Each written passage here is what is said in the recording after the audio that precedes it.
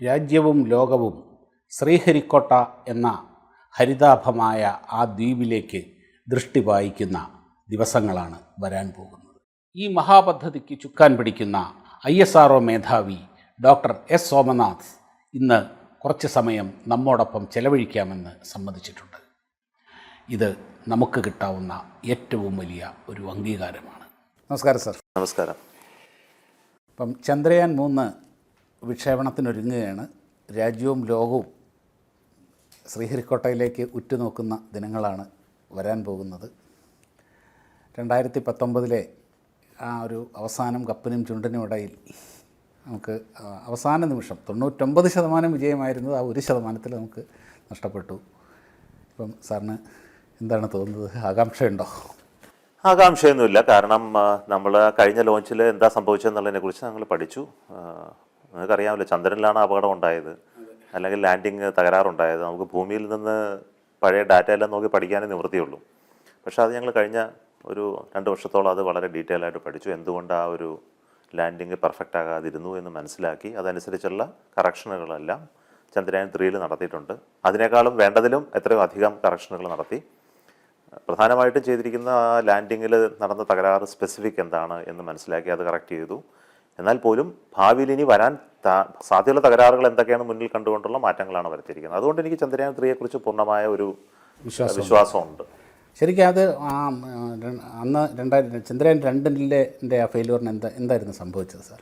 അത് വളരെ സിമ്പിളായിട്ട് പറഞ്ഞു തരണമെന്നുണ്ടെങ്കിൽ മനസ്സിലാക്കണം. ഈ ലാൻഡിങ് നടക്കുന്നത് ഒരു അന്തരീക്ഷമില്ലാത്ത ഒരു സ്ഥലത്താണ്. അവിടുത്തെ ഗ്രാവിറ്റേഷൻ നമ്മുടെ ഭൂമിയുടെ 6-1 ഉള്ളൂ. അത് ലാൻഡ് ചെയ്യണത് നമ്മൾ ഒരു എഞ്ചിൻ ജ്വലിപ്പിച്ചുകൊണ്ടാണ്. എഞ്ചിൻ ജ്വലിപ്പിച്ചുകൊണ്ട് നമ്മൾ സാധാരണ ഇതിൽ മുന്നോട്ടാണ് പോകുന്നത്, ഇത് പിന്നോട്ട് വരണം.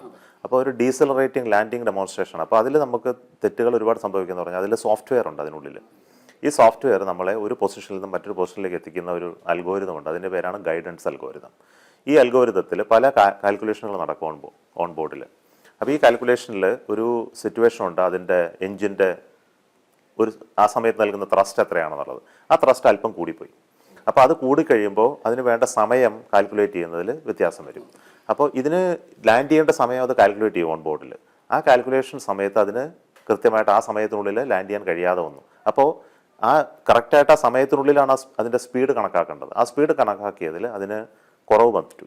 ഒരു സോഫ്റ്റ്വെയർ ബഗ് ഉണ്ട്. ഇതിന് വേറെ അത് സോഫ്റ്റ്വെയർ ബഗ് ഉണ്ടെങ്കിൽ പോലും അത് എക്സിക്യൂട്ട് ചെയ്യണമെങ്കിൽ ചില കണ്ടീഷനുകൾ വരണം. ആ കണ്ടീഷനുകൾ വന്നു. പ്രത്യേകിച്ചും ഇതാണ് അതിൻ്റെ പ്രധാന കാര്യം. എൻ്റെ എഞ്ചിൻ ത്രസ്റ്റ് അല്പം കൂടുതലായി. അതിൻ്റെ ടൈം ടു ഗോ കമ്പ്യൂട്ടേഷനിൽ അതിന് ആ മാറ്റത്തെ കണക്കാക്കാനുള്ള കഴിവില്ലാതായിപ്പോയി. പിന്നെ അതിൽ വേറൊരു പ്രധാന പ്രശ്നം അതിൻ്റെ മൊത്തം ക്രാഫ്റ്റിനെ തിരിക്കുന്ന റേറ്റ് അത് നമ്മൾ ആർട്ടിഫിഷ്യലായി ലിമിറ്റ് ചെയ്ത് വെച്ചിരുന്നു. ഇങ്ങനെ പല ചെറിയ കാരണങ്ങളാണ് അതിൻ്റെ ഫൈനലി ഈ ഒരു ലാൻഡിങ് സ്പീഡിലായി പോകാനുള്ള കാരണം ഉണ്ടായത്. അതുപോലെ ഇപ്പം എല്ലാ കാലത്തും ഉണ്ടായിട്ടുള്ള ഒരു സമൂഹത്തിലുണ്ടായിട്ടുള്ള ചില ചോദ്യങ്ങളുണ്ട്. അതായത് ഈ സ്പേസ് സയൻസ്, സ്പേസ് എക്സ്പ്ലോറേഷൻ എന്നൊക്കെ പറയുന്നത് ഈ വലിയ വൻശക്തികൾക്ക് മാത്രം കളിക്കാനുള്ള സ്ഥലമാണ്. ഇന്ത്യയെപ്പോലെ ജനകോടികൾ പട്ടിണി കിടക്കുന്ന രാജ്യത്ത് ഇങ്ങനെ ഇവിടെ കൊണ്ടുപോയി ബഹിരാകാശത്ത് ഇങ്ങനെ പൊട്ടിച്ച് കളയേണ്ട കാര്യമുണ്ടോ? ഇങ്ങനെയുള്ള ചോദ്യങ്ങൾ ഏത് കാലത്തുമുണ്ട്, നമ്മുടെ സൊസൈറ്റിയിലുണ്ട്. നമ്മളൊന്ന് നോക്കുകയാണെങ്കിൽ ഈ വൻശക്തികൾ ഒഴിച്ചാൽ പിന്നെ ഈ സ്പേസിൽ കാര്യമായൊരു മുന്നേറ്റം നടത്തിയിട്ടുള്ള രാജ്യം നമ്മളാണ് താൻ. എന്താണ് സാർ അതിനെപ്പറ്റിയുള്ളൊരു? താങ്കൾ പറഞ്ഞ പോലെ തന്നെ ഈ ചോദ്യം വളരെ പ്രസക്തമാണ്. ഇത് നമ്മുടെ സ്പേസ് പ്രോഗ്രാം തുടങ്ങിയ കാലഘട്ടത്തിൽ തന്നെ ഉണ്ടായിരുന്നൊരു ചോദ്യമാണ്. എന്തുകൊണ്ട് ഇന്ത്യ സ്പേസിൽ വരണം? ഇന്ത്യ ഒരു സാങ്കേതിക ഡെവലപ്ഡ് അല്ലാത്തൊരു നേഷൻ ആയതുകൊണ്ട് എന്തുകൊണ്ട് ഇതിൽ വരണം? അപ്പോൾ അന്ന് നമ്മൾ മനസ്സിലാക്കിയിരുന്ന കാര്യം, എങ്ങനെ സ്പേസ് പൊതുജനങ്ങളുടെ കാര്യങ്ങൾക്ക്, ജനങ്ങൾക്ക് വേണ്ട കാര്യങ്ങളിൽ സർവീസിന് വേണ്ടിയിട്ട് ഉപയോഗിക്കാമെന്നുള്ളത്. അത് കാലം തെളിയിച്ചു പിന്നീട്. കാരണം നമ്മുടെ കമ്മ്യൂണിക്കേഷനിലും റിമോട്ട് സെൻസിങ് ഇമേജിലും നമ്മുടെ കൃഷിക്കും ജലം കണ്ടെത്താനും അതുപോലെ സൈക്ലോണുകളും മറ്റ് പ്രകൃതി ദുരന്തങ്ങളെ കാണിക്കാനും ഒക്കെയുള്ള പല ആപ്ലിക്കേഷൻ ഉണ്ടായി. പക്ഷേ ഇന്ന് സ്പേസിൻ്റെ ഉപയോഗം മറ്റൊരു തലത്തിലേക്ക് മാറിയിട്ടുണ്ട്. എന്തുകൊണ്ട് ഇന്ത്യ ഇപ്പോഴും ഈ മേഖലയിൽ വളരെ ശക്തമായിട്ട് മുന്നിൽ നിൽക്കണം എന്നുള്ളതിന് പല കാര്യങ്ങളുണ്ട്. കാരണം ഇന്ന് സ്പേസ് ഒരു സ്ട്രാറ്റജിക് സ്ട്രെങ്താണ്. ഒരു വികസിത രാഷ്ട്രം മാത്രമല്ല ഇന്ന് വികസിത രാജ്യമായി മാറാൻ കുതിക്കുന്ന ഒരു ഇന്ത്യയെ പോലെയുള്ള രാജ്യത്ത് സ്പേസ് ഒരു അവിഭാജ്യമായ ഘടകമാണ്. ടെക്നോളജിയിലുള്ള കഴിവ് വളരെ പ്രധാനപ്പെട്ടതാണ്. ഇത് ഞാൻ സ്ട്രാറ്റജിക് എന്ന് പറയുന്നത് പലതരത്തിൽ വ്യാഖ്യാനിക്കാം. അതിനെ ഒരു അതിർത്തി കാൽക്കാനുള്ള ഒരു ശക്തി എന്ന നിലയിൽ വ്യാഖ്യാനിക്കാം. ഒരു സാമ്പത്തിക പ്രവർത്തനങ്ങൾക്കുള്ള ഒരു ശക്തിയായിട്ട് കണക്കാക്കാം. മറ്റു പല മേഖലകളിലും സപ്പോർട്ട് ചെയ്യുന്ന ഒരു ഇൻഫ്രാസ്ട്രക്ചറായിട്ട് കണക്കാക്കാം. നമ്മൾ റോഡുകൾ നിർമ്മിക്കുന്ന പോലെ, എയർപോർട്ടുകൾ നിർമ്മിക്കുന്ന പോലെ, നമ്മുടെ തുറമുഖങ്ങൾ നിർമ്മിക്കുന്ന പോലെ നമ്മൾ നിർമ്മിക്കേണ്ട ഒന്നാണ് നമ്മുടെ സ്പേസിൻ്റെ അസറ്റുകൾ. അതിൽ വേണ്ട ഉപഗ്രഹങ്ങൾ, പലതരത്തിലുള്ള ഉപഗ്രഹങ്ങളുടെ ആവശ്യമുണ്ട്. നമ്മുടെ കമ്മ്യൂണിക്കേഷൻ സിസ്റ്റം നമ്മളെ സംബന്ധിച്ചിടത്തോളം വളരെ സ്ട്രാറ്റജിക്കാണ്. അത് സ്വന്തം രാജ്യത്ത് നിർമ്മിച്ച് സ്വന്തം രാജ്യത്തിന് വിക്ഷേപിക്കാൻ കഴിയുക എന്നുള്ളത്, അത് ആ പ്രയാസങ്ങൾ അനുഭവിക്കുന്ന സമയത്തായിരിക്കും നമ്മൾ തിരിച്ചറിയുന്നത് അത് എത്രമാത്രം പ്രധാനപ്പെട്ട ഒന്നാണെന്ന്. ഏറ്റവും പ്രധാനപ്പെട്ട ഒന്നായിട്ട് ഞാൻ കണക്കാക്കുന്നത് സ്വന്തമായിട്ട് റോക്കറ്റുകൾ നിർമ്മിച്ച് സ്വയം വിക്ഷേപിക്കാൻ കഴിയുന്നത്, നമുക്ക് ആവശ്യമുള്ള ഘട്ടത്തിൽ ഏത് ഉപഗ്രഹങ്ങളത്തെയും വിക്ഷേപിക്കാൻ കഴിയാനുള്ള ഒരു ശക്തിയുള്ള രാജ്യം എന്നുള്ളത് നമ്മളെ സംബന്ധിച്ചിടത്തോളം വളരെ പ്രധാനപ്പെട്ട ഒന്നാണ്. ഒരു ശക്തമായ രാജ്യത്തിന് മാത്രമേ തീർച്ചയായിട്ടും ഒരു ശക്തി മറ്റൊരു ശക്തിയെ ബഹുമാനിക്കുകയുള്ളൂ. അതിനെ സംബന്ധിച്ചിടത്തോളം സ്പേസ് മാത്രമല്ല, മറ്റ് പല ടെക്നോളജി മേഖലകളും ഈ ഇഷ്യൂവിനെ നോക്കുമ്പോൾ പ്രധാനപ്പെട്ട ഒന്നാണ്. അല്ല സാർ, ഇപ്പം മറ്റൊരു ഇതുപോലെ വിമർശകർ ഉയർത്തുന്നൊരു ചോദ്യമുണ്ട്. ഇപ്പം നമ്മൾ നടത്തുന്ന ഈ mission, moon mission, lunar mission 50കളിലും 60കളിലും ഒക്കെ സോവിയറ്റ് യൂണിയനൊക്കെ നടത്തിയിട്ടുള്ളതാണ്. സോവിയറ്റ് യൂണിയൻ ലൂണ, അപ്പോളോ മിഷനുകളിലൂടെ ഏതാണ്ട് അവർ മൂണിൻ്റെ ഏതാണ്ടൊരു 99% മാപ്പ് ചെയ്തിട്ടുണ്ട്. ഭൂമിയുടെ ഇപ്പോഴും മാപ്പ് ചെയ്യാത്ത സ്ഥലങ്ങൾ, കടലിൻ്റെ അഗാധങ്ങൾ. അതെ. അപ്പം അന്ന് ചെയ്ത ഏതാണ്ട് എല്ലാ വിവരങ്ങളും മൂണിനെപ്പറ്റി നമുക്കിപ്പോൾ അറിയാം. അങ്ങനെ ഇരിക്കെ നാം വീണ്ടും അത് തന്നെ ചെയ്യുന്നതിൻ്റെ അകത്ത് എന്താണ് ഒരു ടെക്നോളജി ഡെമോൺസ്ട്രേഷൻ എന്നുള്ളതിനപ്പുറം എന്ത് പ്രസക്തിയാണ്? താങ്കൾ പറഞ്ഞ ആ ചോദ്യത്തോട് എനിക്ക് പൂർണ്ണമായി യോജിപ്പില്ല. മൂണിനെക്കുറിച്ച് എല്ലാം അറിയാമെന്നുള്ളത്, നമ്മൾ സ്വയം ഈ ഭൂമിയെക്കുറിച്ച് പോലും അറിവില്ല എന്ന് നമ്മൾ ആദ്യം ചോദ്യത്തിൽ തന്നെ ഉണ്ട്. ഇപ്പോൾ ഒരു ഉദാഹരണം ഞാൻ പറയാം. ചന്ദ്രയാൻ 1 ആണ് ചന്ദ്രനിൽ ജലമുണ്ടെന്ന് കണ്ടെത്തിയത്. എത്രയോ വർഷങ്ങൾക്ക് ശേഷമാണ്. എത്രയോ മിഷനുകൾ അമേരിക്കയും റഷ്യയും മറ്റു രാജ്യങ്ങളും നടത്തിയതിന് ശേഷമാണ് നമ്മളുടെ ചന്ദ്രയാൻ 1 ചന്ദ്രനിൽ വെള്ളത്തിൻ്റെ സാന്നിധ്യമുണ്ടെന്ന് കണ്ടെത്തിയത്. ചന്ദ്രയാൻ 2 അത് കുറേ കൂടെ എസ്റ്റാബ്ലിഷ് ചെയ്തു. പിന്നീട് വന്ന പല സയൻറ്റിഫിക് മിഷൻസും ചൈനയുടെ മിഷനുകളും അത് ശരിയാണെന്ന് കണ്ടെത്തി. അപ്പോൾ കണ്ടെത്തലുകൾ എപ്പോഴും വേണമെങ്കിലും സംഭവിക്കാം. നമ്മൾ ഇപ്രാവശ്യം ചന്ദ്രയാൻ 3യെക്കുറിച്ച് പഠിക്കുന്നത് പലവരുള്ള സ്പെസിഫിക് ആയിട്ടുള്ള കുറേ അണ്ടർസ്റ്റാൻഡിങ്ങിന് വേണ്ടിയാണ്. അത് നമ്മളെ സംബന്ധിച്ചിടത്തോളം വളരെ പ്രധാനപ്പെട്ട ഒന്നാണ്.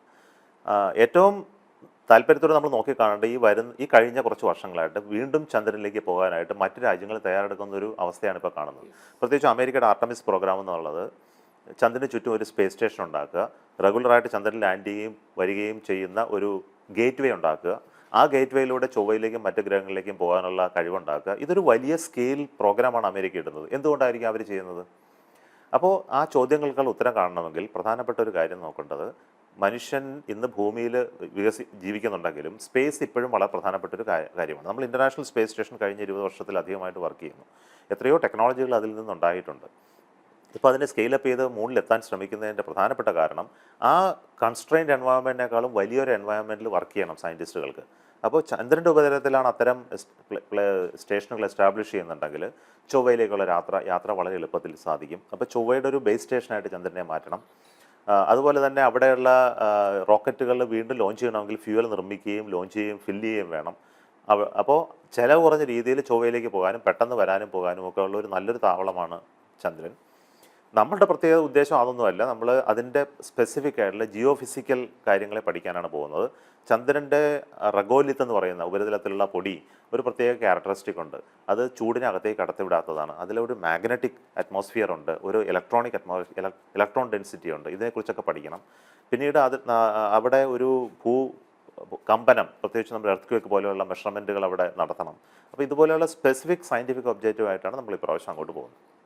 അതുപോലെ ചന്ദ്രയാൻ 2ൻ്റെ സമയത്ത് ഞാൻ വായിച്ചിരുന്നതാണ്, ഇവിടെ നമ്മളതിൻ്റെ ട്രയലുകൾ നടക്കുമ്പം ലൂണാർ സോയിൽ നമ്മൾ അക്വയർ ചെയ്യാൻ ശ്രമിച്ചപ്പോൾ അത് US അതിന് വളരെ വലിയ നമുക്ക് താങ്ങാൻ പറ്റാത്ത വില പറഞ്ഞു എന്നും ഒടുവിൽ നമുക്ക് നാച്ചുറലായിട്ട് തന്നെ അത് കിട്ടി എന്നും അതിലാണ് നമ്മൾ ട്രയലുകൾ നടത്തിയതെന്നും ഒരു സംഭവം ഞാൻ വായിച്ചിട്ടുണ്ട്. തീർച്ചയായിട്ടും അതെ. കാരണം എന്ന് വെച്ചാൽ നമ്മൾ ചന്ദ്രനിൽ പോകുന്നതിന് മുമ്പ് അമേരിക്ക ഒരുപാട് എക്സ്പെരിമെൻറ്റ് നടത്തിയിട്ടുണ്ട് 1960കളിൽ തന്നെ. അപ്പോൾ അവർ ലൂണാർ റഗോലിത്ത് എന്ന് പറയുന്ന ആ പൊടി, അന്ന് കുറച്ച് അറിവേ ഉള്ളൂ. പിന്നീട് പക്ഷേ അവർ വീണ്ടും പോയ ശേഷം അതിനെ അവർക്ക് പെർഫെക്റ്റ് ചെയ്യാൻ പറ്റിയിട്ടുണ്ട്. അപ്പോൾ നമുക്കിന്ന് ആ പൊടിയുടെ വളരെ കട്ടി കുറഞ്ഞ വളരെ നേർത്ത ഒരു പൊടിയാണത്. അപ്പോൾ ആ ഒരു പൊടി നമ്മുടെ ചക്രങ്ങൾ ഉരുളുമ്പോഴും ലാൻഡ് ചെയ്യുമ്പോഴും ഒക്കെ ഉണ്ടാകുന്ന ഏത് തരത്തിലാണ് അത് ബിഹേവ് ചെയ്യുന്നത് നമുക്കറിയില്ല. അപ്പോൾ നമുക്ക് ലിറ്ററേച്ചറിൽ കിട്ടിയിട്ടുള്ള ഇൻഫർമേഷൻ വെച്ചാണ് നമ്മളിത് കണ്ടുപിടിച്ചിരിക്കുന്നത്. അപ്പോൾ നമ്മൾ തമിഴ്നാട്ടിലൊരു സ്ഥലത്തു നിന്നും അതിൻ്റെ പാറ പൊടിച്ചുണ്ടാക്കിയ, അപ്പോൾ ഇതേ ബിഹേവിയർ കിട്ടുന്ന, ഇതേ കണ്ടക്ടിവിറ്റിയുള്ള, ഇതേ സ്വഭാവവിശേഷമുള്ള ആ പൊടി നമുക്ക് നിർമ്മിച്ചെടുക്കാൻ പറ്റി. അത് പൊടിയായിട്ട് കിട്ടാനില്ല, നമ്മൾ ആ പ്രത്യേകിച്ചും ആ ധാതുവിൽ നിന്ന് നമ്മൾ ഉണ്ടാക്കിയെടുത്ത ഒരു പൊടിയാണ്. അല്ലാതെ അന്ന് വളരെ നമ്മൾ ആവേശത്തോടുകൂടി വായിച്ചൊരു സംഭവമായിരുന്നു അത്. അപ്പം ഇപ്പം സാർ പറഞ്ഞത് ഇന്ന് മനസ്സിലാക്കേണ്ടത്, ഇപ്പോൾ ഈ ചന്ദ്രയാൻ 3ക്ക് പുറമെ ഫോളോയിങ് ആയിട്ടുള്ള അടുത്ത പ്രോജക്റ്റുകളും ലൂണാർ പ്രോജക്റ്റുകളും നമ്മൾ പ്ലാൻ ചെയ്യുന്നുണ്ട്. നമ്മൾ പ്ലാൻ ചെയ്യുന്നുണ്ടെന്ന് മാത്രമല്ല പറഞ്ഞാൽ, ലോകത്തെമ്പാടുമുള്ള എല്ലാ രാജ്യങ്ങളും, ചൈന പ്ലാൻ ചെയ്യുന്നുണ്ട്, അമേരിക്ക പ്ലാൻ ചെയ്യുന്നുണ്ട്, യൂറോപ്പിൽ നിന്ന് പ്ലാനിങ് ഉണ്ട്. അപ്പം എന്തായാലും ഈ നമ്മൾ ജപ്പാനുമായിട്ട് ചേർന്നൊരു മിഷൻ പ്ലാൻ ചെയ്യുന്നുണ്ട് ലാൻഡിങ്ങിന് വേണ്ടി. ലൂണാർ അതല്ലേ?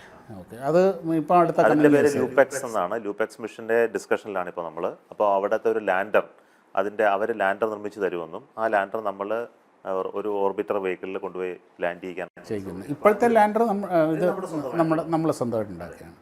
അതേപോലെ തന്നെ നമ്മൾ ലോകത്തിനെ അത്ഭുതപ്പെടുത്തിയൊരു സംഭവമായിരുന്നു നമ്മുടെ മംഗൾയാൻ.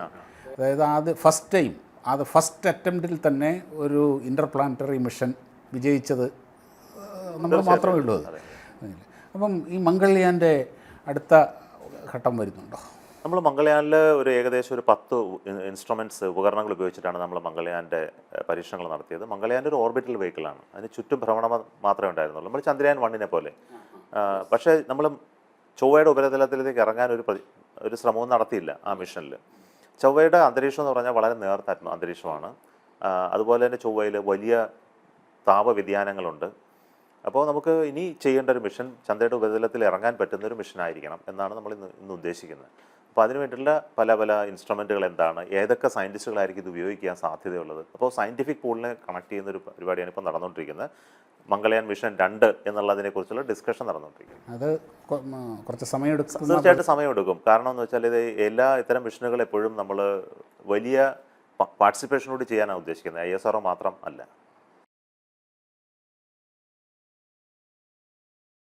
ഇനിയിപ്പോൾ ഈ ചന്ദ്രയാനിന് ശേഷം ഇപ്പം എല്ലാവരും ഉറ്റുനോക്കുന്നതാണ് ഗഗൻയാൻ. ഇപ്പം US, റഷ്യ, ചൈനയ്ക്ക് ശേഷം നമ്മുടെ മാൻ മിഷൻ നമ്മൾ ആവേശത്തോടെ കാത്തിരിക്കുന്ന ഒന്നാണ്. അതിൻ്റെ ഒരു സ്റ്റേജ് ഇന്ന് ഇപ്പോൾ നമ്മൾ ഈ ഗഗൻയാനിൽ ഒരുപാട് വർക്ക് നടത്തി കഴിഞ്ഞ ഒരു 3-4 വർഷം കൊണ്ട്. ഏറ്റവും പ്രധാനപ്പെട്ടത് അതിൻ്റെ റോക്കറ്റ്, നമ്മുടെ LVM-3 എന്ന് പറയുന്ന റോക്കറ്റാണ് ചന്ദ്രയാന് വേണ്ടി ഉപയോഗിക്കുന്നത്, ഗഗൻയാന് വേണ്ടി ഉപയോഗിക്കുന്നത്. അതിനെ നമ്മൾ ഹ്യൂമൻ റേറ്റ് ചെയ്യണം. അത് മനുഷ്യനെ യാത്ര ചെയ്യാൻ പറ്റുന്ന ലെവലിലേക്ക്, റിലയബിലിറ്റിക്ക് ഉയർത്തിക്കൊണ്ടുവരണം. അതായിരുന്നു കഴിഞ്ഞ ഒരു 2.5 വർഷമായിട്ട് നമ്മൾ ചെയ്തത്. ആ പ്രോസസ്സ് ഏകദേശം തീർന്നു. ഈ ഹ്യൂമൻ റേറ്റിംഗ് ആക്കുന്ന ആ പ്രോസസ്സ് എങ്ങനെയാണ്? ആ പ്രോസസ്സ് എന്ന് പറഞ്ഞാൽ, അത് നമ്മളൊരു റോക്കറ്റിന് ഡിസൈൻ ചെയ്തിട്ടുണ്ട്. അപ്പോൾ ഏതൊരു റോക്കറ്റ് ഡിസൈൻ ചെയ്യുമ്പോഴും നമ്മൾ പാലങ്ങളോ കെട്ടിടങ്ങളോ ഡിസൈൻ ചെയ്യുന്ന പോലെ അല്ല റോക്കറ്റുകൾ നിർമ്മിക്കുന്നത്. ഇപ്പോൾ ഈ ഒരു പാലത്തിൽ നമ്മൾ ഉദ്ദേശിച്ചതിനേക്കാൾ ഇരട്ടി വണ്ടി വന്നാലും പാലം തകർന്നു വീഴില്ല. അപ്പോൾ അതിൻ്റെ അർത്ഥം അതിൻ്റെ മാർജിൻ കൂടുതലാണ്. പക്ഷേ റോക്കറ്റിൻ്റെ മാർജിൻ വളരെ കുറവാണ്. ഇപ്പോൾ നമ്മൾ 100 ആണ് അതിൻ്റെ ലോഡ് കപ്പാസിറ്റി എങ്കിൽ അതിൻ്റെ മാർജിൻ 110 എത്തിയാൽ അത് പൊട്ടിപ്പോവും. അപ്പോൾ 10% മാത്രമേ മാർജിൻ ഉണ്ടാവുള്ളൂ. അപ്പോൾ ഇങ്ങനെ മാർജിൻ കുറവുള്ളൊരു വസ്തുവിന് പ്രധാനപ്പെട്ടത് എത്ര ലോഡ് ഉണ്ടാവും, എത്ര രീതിയിലുള്ള കണ്ടീഷനിൽ കൂടെയാണ് അത് പറക്കാൻ പോകുന്നത് എന്നുള്ളതെല്ലാം വ്യക്തമായിട്ട് അറിഞ്ഞിരിക്കണം. ആ അറിവ് നമുക്ക് തെറ്റാണെങ്കിൽ അത് ഫെയിലാവും. അപ്പോൾ ആ റോക്കറ്റിൻ്റെ മാർജിൻ നമുക്ക് കുറച്ചും കൂടെ കൂട്ടണം. അപ്പോൾ എല്ലാ തലത്തിലും കൂട്ടണം. അപ്പോൾ അതാണ് ആദ്യത്തെ കാര്യം. രണ്ടാമത്തത്, അതിനകത്ത് ഏതൊക്കെ തരത്തിലുള്ള ഫെയിലിയറുകൾ ഉണ്ടാകും, ആ ഫെയിലിയറിനെല്ലാം പറ്റിയ ഒരു തടസ്സം ഉണ്ടാവണം. ആ ഫെയിലിയർ വന്നാൽ അത് പ്രൊപ്പഗേറ്റ് ചെയ്യരുത്. പിന്നെ അതിനകത്ത് റിഡൻഡൻസികൾ എന്ന് പറയും. ഇപ്പോൾ നിങ്ങളുടെ ഒരു മൈക്ക്, ഇപ്പോൾ നമ്മൾ സംസാരിക്കുന്ന ഒരു മൈക്ക് ഫെയിലായാൽ അടുത്തൊരു മൈക്ക് അത് ഹാൻഡിൽ ചെയ്യും. അങ്ങനെയാണ്. അതുപോലെ അതിനകത്തൊരു മെഷർമെൻറ്റ് ഉണ്ടെങ്കിൽ അതിന് വേറൊരു മെഷർമെൻറ്റ് ഹാൻഡിൽ ചെയ്യും. ഒരു ആക്ച്വേറ്റർ ഉണ്ടെങ്കിൽ അതിന് പകരം ആക്ച്വേറ്റർ ഉണ്ടാകും. അങ്ങനെ 4 ലെവലിലുള്ള റിഡൻഡൻസി വേണം. അപ്പോൾ ഒന്ന് ഫെയിൽ ചെയ്താൽ രണ്ടാമത്തെ ഫെയിൽ ചെയ്താൽ മൂന്നാമത്തതും നാലാമത്തതും ഏറ്റെടുക്കണം. പിന്നെ നമ്മൾ അതിനകത്തൊരു വോട്ടിംഗ് ഉണ്ട്. ഇപ്പോൾ ഒരെണ്ണം ഫെയിലായാൽ 3 പേരും നോക്കിയിട്ട് പറയും അവൻ ഫെയിലായി, അതുകൊണ്ട് അവനെ എലിമിനേറ്റ് ചെയ്യൂ, ഞങ്ങൾ 3 പേരും കൂടെ ഈ ജോലി ചെയ്യാം. അപ്പോൾ ഒരു കമ്പ്യൂട്ടർ ഇതിനകത്തിരുന്ന് ഇതെല്ലാം ചെയ്യണം. അപ്പോൾ ഇത്തരം മാറ്റങ്ങളാണ് റോക്കറ്റിൽ വരേണ്ടത്. അതാണ് ഹ്യൂമൻ റേറ്റിംഗ് എന്ന് പറയുന്നത്. അതിനേക്കാൾ പ്രധാനം ഇത് നിർമ്മിക്കുന്ന രീതി, ഇതിനുപയോഗിക്കുന്ന മെറ്റീരിയലുകൾ, ഇതിൻ്റെ പ്രോസസ്സുകളെല്ലാം കൺട്രോൾഡ് ആയിരിക്കണം. അതിനെല്ലാം നല്ല ഡോക്യുമെൻറ്റേഷൻ ഉണ്ടാവണം. ആ മെറ്റീരിയൽ നമ്മൾ ഉപയോഗിക്കുന്ന പ്രോസസ്സുകളിൽ അതിന് ഭാവിയിലേക്ക് ആ മെറ്റീരിയലിന് ഡാമേജ് ഉണ്ടാകില്ല. ഇങ്ങനെയൊക്കെയുള്ള കുറേ മാനുഫാക്ചറിങ് പ്രോസസ് ചേഞ്ചുകളുണ്ട്. സത്യത്തിൽ LVM-3 എന്ന് പറയുന്നത് നമ്മുടെ ഇതുവരെ നമ്മൾ നിർമ്മിച്ച റോക്കറ്റുകളിൽ ഒരിക്കൽ പോലും പരാജയം അറിയാത്ത ഒരു 6 ലോഞ്ചുകളിലും പരാജയപ്പെട്ടിട്ടില്ല. ബാക്കി എല്ലാ റോക്കറ്റുകളിലും ഫസ്റ്റ് ലോഞ്ച് PSLVയുടെ ആദ്യ ലോഞ്ചും പരാജയപ്പെട്ടു. എന്തായിരുന്നു ഇപ്പോൾ GSLVയുടെ പാർഷ്യൽ ഒന്നിലധികം ഫെയിലിയർ ഉണ്ടായിട്ടുണ്ട്. അപ്പോൾ ഇത് വളരെ ഏറ്റവും സക്സസ് ആയിട്ടുള്ള റിലയബിൾ ആയിട്ടുള്ളൊരു ഇന്നത്തെ അവസ്ഥയിൽ അതെ. കാരണം റോക്കറ്റുകളെ കുറിച്ച് സംസാരിക്കാൻ നമ്മൾ പലപ്പോഴും പറയും അത് എപ്പോൾ വേണമെങ്കിലും ഫെയിൽ ആവാം. അതെ. അപ്പോൾ അതുകൊണ്ട് പക്ഷേ അതൊരു ഇൻഡിക്കേറ്ററാണ്. ഇതുവരെ ഫെയിൽ ആയിട്ടില്ല എന്നുള്ളത് നല്ലൊരു റിലയബിലിറ്റി ഇൻഡിക്കേറ്ററാണ്. അതെ. അപ്പോൾ ഈ ഗഗൻയാൻ്റെ ഫോളോ അപ്പ് ആയിട്ട് നമ്മൾ ഇപ്പോൾ ചൈന നിർമ്മിച്ചുകൊണ്ടിരിക്കുന്ന പോലെ സ്പേസ് സ്റ്റേഷൻ, കൂടുതൽ മാൻ മിഷൻ, അങ്ങനത്തെ. അപ്പോൾ എനിക്ക് ചോദിക്കാനുള്ള ഞാൻ ഉത്തരം പറയുന്നതിനേക്കാൾ പ്രധാനപ്പെട്ട ഞാൻ പൊതുജനങ്ങളോട് ചോദിക്കും, നമ്മൾ ചെയ്യണമോ വേണ്ടയോ? തീർച്ചയായിട്ടും വേണം. അങ്ങനെയാണെങ്കിൽ നമ്മൾ വേണ്ടത് എന്താണ്? നമ്മൾ ഈ രാജ്യമാണ് തീരുമാനിക്കേണ്ടത്, അത് ISRO അല്ല തീരുമാനിക്കേണ്ടത്. അപ്പോൾ ISRO റിഫ്ലക്റ്റ് ചെയ്യുന്ന ഈ രാജ്യത്തിൻ്റെ ആഗ്രഹങ്ങളെയും ലക്ഷ്യങ്ങളെയുമാണ്. അപ്പോൾ ചെറുപ്പക്കാരോട് ഞാൻ പൊതുവായിട്ട് സംവദിക്കുന്നുണ്ട്, തീരുമാനങ്ങൾ എടുക്കുന്ന രാഷ്ട്രീയ നേതൃത്വത്തോട് സംവദിക്കുന്നുണ്ട്. അപ്പോൾ അവരെല്ലാം പറയുന്നത് ISRO വളരെ ഒരു എല്ലാവർക്കും ഇൻസ്പയറിംഗ് ആയിട്ടുള്ള ഓർഗനൈസേഷനാണ്. നിങ്ങൾ ചെയ്യുന്ന ജോലി നമുക്ക് രാജ്യത്തിന് വേണ്ടി വളരെ പ്രധാനപ്പെട്ട ഒന്നാണ്. ഗഗൻയാൻ പോലും വളരെ പ്രധാനപ്പെട്ടതാണ്. ഇതെല്ലാം മനസ്സിലാക്കി കഴിഞ്ഞാൽ നമ്മൾ തന്നെ തീരുമാനിക്കണം. നമുക്ക് ആദ്യം മനുഷ്യനെ കൊണ്ടുപോകാനുള്ള കഴിവുണ്ടായാൽ തീർച്ചയായിട്ടും അത് തുറന്നുകൊണ്ടിരിക്കണം. സ്പേസ് സ്റ്റേഷനുകൾ നിർമ്മിക്കണം. പക്ഷേ ഇതെല്ലാം ചെയ്യുമ്പോൾ തന്നെ നമ്മൾ ചോദ്യം ചോദിക്കണം, ഇതുകൊണ്ട് നമുക്ക് എന്ത് പ്രയോജനം? താങ്കൾ ആദ്യം ചോദിച്ച പോലുള്ള ചോദ്യം എപ്പോഴും ഉണ്ടാവണം. അപ്പോൾ ഞങ്ങളും ആ ചോദ്യം ചോദിച്ചുകൊണ്ടിരിക്കുകയാണ് ഞങ്ങളോട് തന്നെ. ഞങ്ങൾ ഈ ചെയ്യുന്ന ഹ്യൂമൻ ഗഗൻയാൻ പ്രോഗ്രാമും സ്പേസ് സ്റ്റേഷനുകൾ നിർമ്മിക്കുകയും ചന്ദ്രനിലേക്കും ചൊവ്വയിലേക്കും മനുഷ്യനെ വിടുന്നതിനൊക്കെ എന്ത് പ്രയോജനമാണ് ഈ രാജ്യത്തിന് ഉണ്ടാവുക? ഈ ചോദ്യത്തിന് ഉത്തരം കണ്ടെത്തണം. ഞങ്ങൾക്ക് ഉത്തരവുണ്ട്, സയൻറ്റിഫിക് കമ്മ്യൂണിറ്റിക്ക് ഉത്തരവുണ്ട്, പക്ഷേ അത് പൊതുജനങ്ങളുടെ കൂടെ ഉത്തരവായി മാറണം. ആ സമയത്താണ് ഗവൺമെൻറ് ഇത് അപ്രൂവ് ചെയ്യുന്നത്. ഓക്കെ. അത് സാറേ, നമുക്ക് റിലയബിൾ ആയിട്ടുള്ള LVM-3 എല്ലാം ഉണ്ട് എങ്കിൽ പോലും ഇപ്പോൾ ഏരിയൻ പോലെയോ അല്ലെങ്കിൽ സാറ്റേൺ പോലെയോ എനർജിയ പോലെയൊക്കെയുള്ള ഒരു ഹെവി ലിഫ്റ്റ് വെഹിക്കിള് നമുക്ക് ഇപ്പോൾ ഇല്ല. നമ്മൾ അതുപോലെയുള്ള വലിയ ഇപ്പം 50 ടൺ 60 ടണ്ണൊക്കെ LEOയിലേക്ക് കൊണ്ടുപോകാൻ പറ്റിയ ഹെവി ലിഫ്റ്റ് റോക്കറ്റുകൾ നമ്മളുടെ പ്ലാനിലുണ്ടോ, ഫ്യൂച്ചർ പ്ലാൻ? തീർച്ചയായിട്ടും നമുക്ക് പ്ലാൻ ചെയ്യാം. പക്ഷേ അത് എന്തിന് എന്നുള്ളത് വളരെ പ്രധാനപ്പെട്ട ഒരു ചോദ്യമാണ്. ഇപ്പോൾ ഒരു സ്പേസ് സ്റ്റേഷൻ നിർമ്മിക്കണമെങ്കിൽ ഒരു ഹെവി ലിഫ്റ്റ് റോക്കറ്റ് ആവശ്യമുണ്ട്. അപ്പോൾ സ്പേസ് സ്റ്റേഷൻ വേണം എന്നുള്ള തീരുമാനം എടുത്തു കഴിയുമ്പോഴാണ് ആ റോക്കറ്റ് ആവശ്യം വരുന്നത്. അപ്പോൾ ഇന്നത്തെ നമുക്ക് വേണ്ട റിക്വയർമെൻറ്റുകൾ 4 ടണ്ണിലധികം 6 ടൺ വരെയുള്ള ഉപഗ്രഹങ്ങൾ വിക്ഷേപിക്കാൻ പറ്റിയ റോക്കറ്റ് നമുക്ക് ഇന്നുണ്ട്. നമുക്കൊരു 50 ടൺ 60 ടൺ ഭാരമുള്ള റോക്കറ്റ് ലോഞ്ച് പറ്റിയ റോക്കറ്റ് നിർമ്മിക്കാനുള്ള ടെക്നോളജി നമ്മുടെ കയ്യിലുണ്ട്. പക്ഷേ അതിന് നമുക്കൊരു ഏകദേശം ഒരു 25,000 കോടി രൂപയുടെ ഇൻവെസ്റ്റ്മെൻറ്റ് വേണം, ഒരു 10 വർഷത്തെ സമയം വേണം. അപ്പോൾ ഇതെല്ലാം ആണ് നമ്മളെ കൊണ്ട് ചില കാര്യങ്ങൾ ചെയ്യിക്കാതിരിക്കുന്നത്. അപ്പോൾ ഇതൊരു കൊമേഴ്ഷ്യലി നമുക്ക് റിട്ടേൺസിനുമായിട്ട് ബേസ് ചെയ്ത വർക്കാണ്, അല്ലാതെ നമ്മൾ ടെക്നോളജി കാണിച്ച് ആരെങ്കിലും സർട്ടിഫിക്കറ്റ് വാങ്ങിക്കാനുള്ളൊരു കാര്യമല്ലല്ലോ. അപ്പോൾ ഒരു നീഡ് ബേസ്ഡ് റിസർച്ചും ഡെവലപ്മെൻറ്റുമാണ് നമ്മൾ ചെയ്യുന്നത്. അപ്പം നമുക്ക് വേണമെന്നുണ്ടെങ്കിൽ നമുക്ക് ഉണ്ടാക്കാനുള്ള എല്ലാ കഴിവും തീർച്ചയായിട്ടും.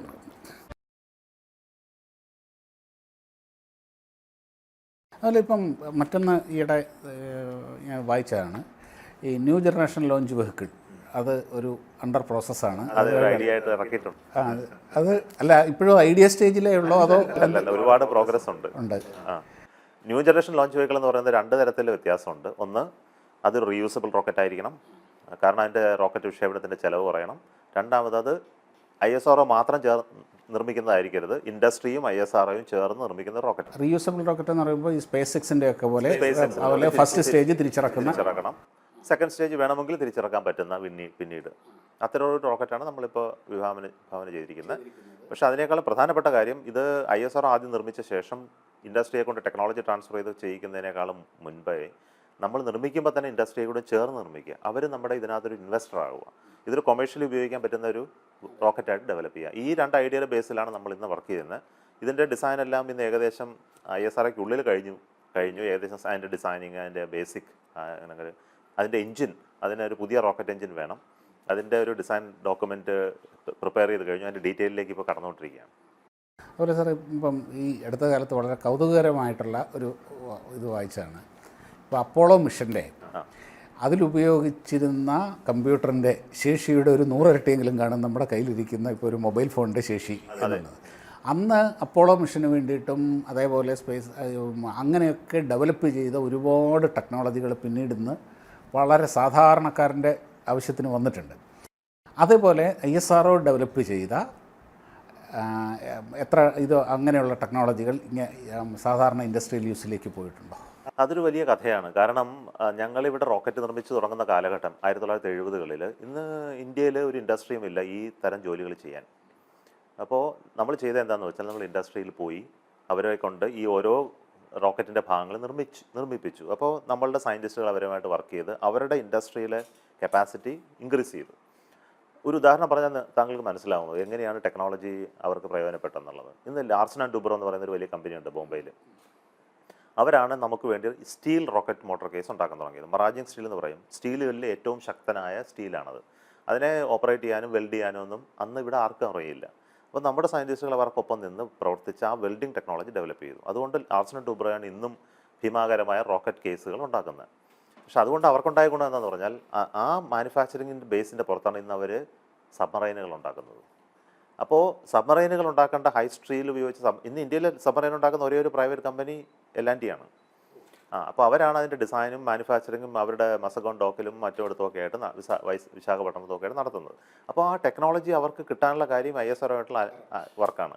എങ്ങനെ സ്റ്റീൽ പ്രോസസ്സ് ചെയ്യാം, എങ്ങനെ വെൽഡ് ചെയ്യാം, എങ്ങനെ അതിൻ്റെ നോൺ ഡിസ്ട്രക്റ്റീവ് ആയിട്ട് ഇവാലുവേറ്റ് ചെയ്യാം, ഇതെല്ലാം അവർക്കറിയാം. അതുകൊണ്ട് നമ്മുടെ ഇപ്പോൾ സ്പേസ് മാത്രമല്ല നമ്മുടെ ഡിഫൻസ് മേഖലയിലും അവർക്ക് കടന്നു പോകാൻ പോയത് ഈ ഒരു അസോസിയേഷൻ കൊണ്ടാണ്. രണ്ടാമതൊരു ഉദാഹരണം പറഞ്ഞാൽ മനസ്സിലാവും. ഇപ്പോൾ നമ്മൾ സാധാരണഗതിയിൽ നട്ട് ബോൾട്ട് സ്ക്രൂ ഒക്കെ ഉപയോഗിക്കുന്നില്ലേ, പല ഓട്ടോമൊബൈലിലൊക്കെ ഉണ്ട്.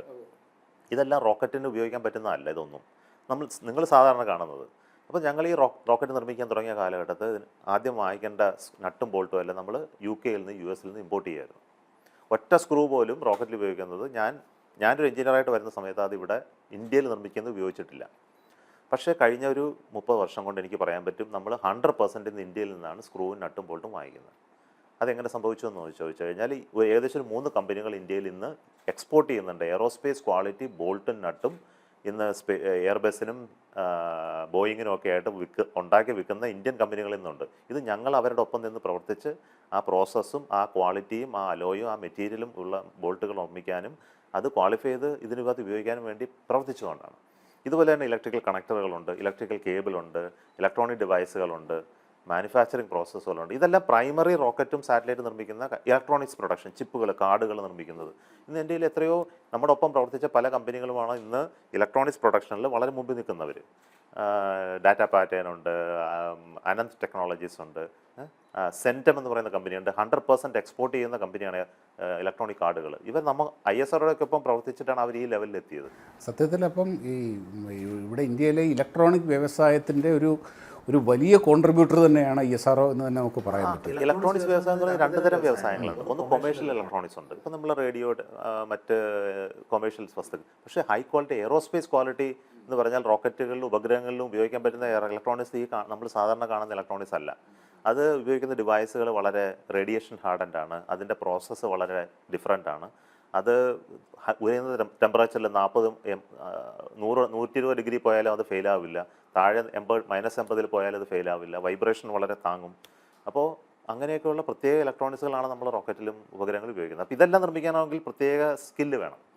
ആ സ്കില്ല് നമ്മൾ ഇൻഡസ്ട്രികൾക്ക് ഉണ്ടാക്കി കൊടുത്തത്. അതുകൊണ്ടാണ് ഇന്ന് ഇന്ത്യയിൽ ഉപഗ്രഹം നിർമ്മിക്കാനും ഒക്കെ ആയിട്ടുള്ള കമ്പനികൾക്ക് ഇന്ന് വരാൻ കഴിയുന്നത്.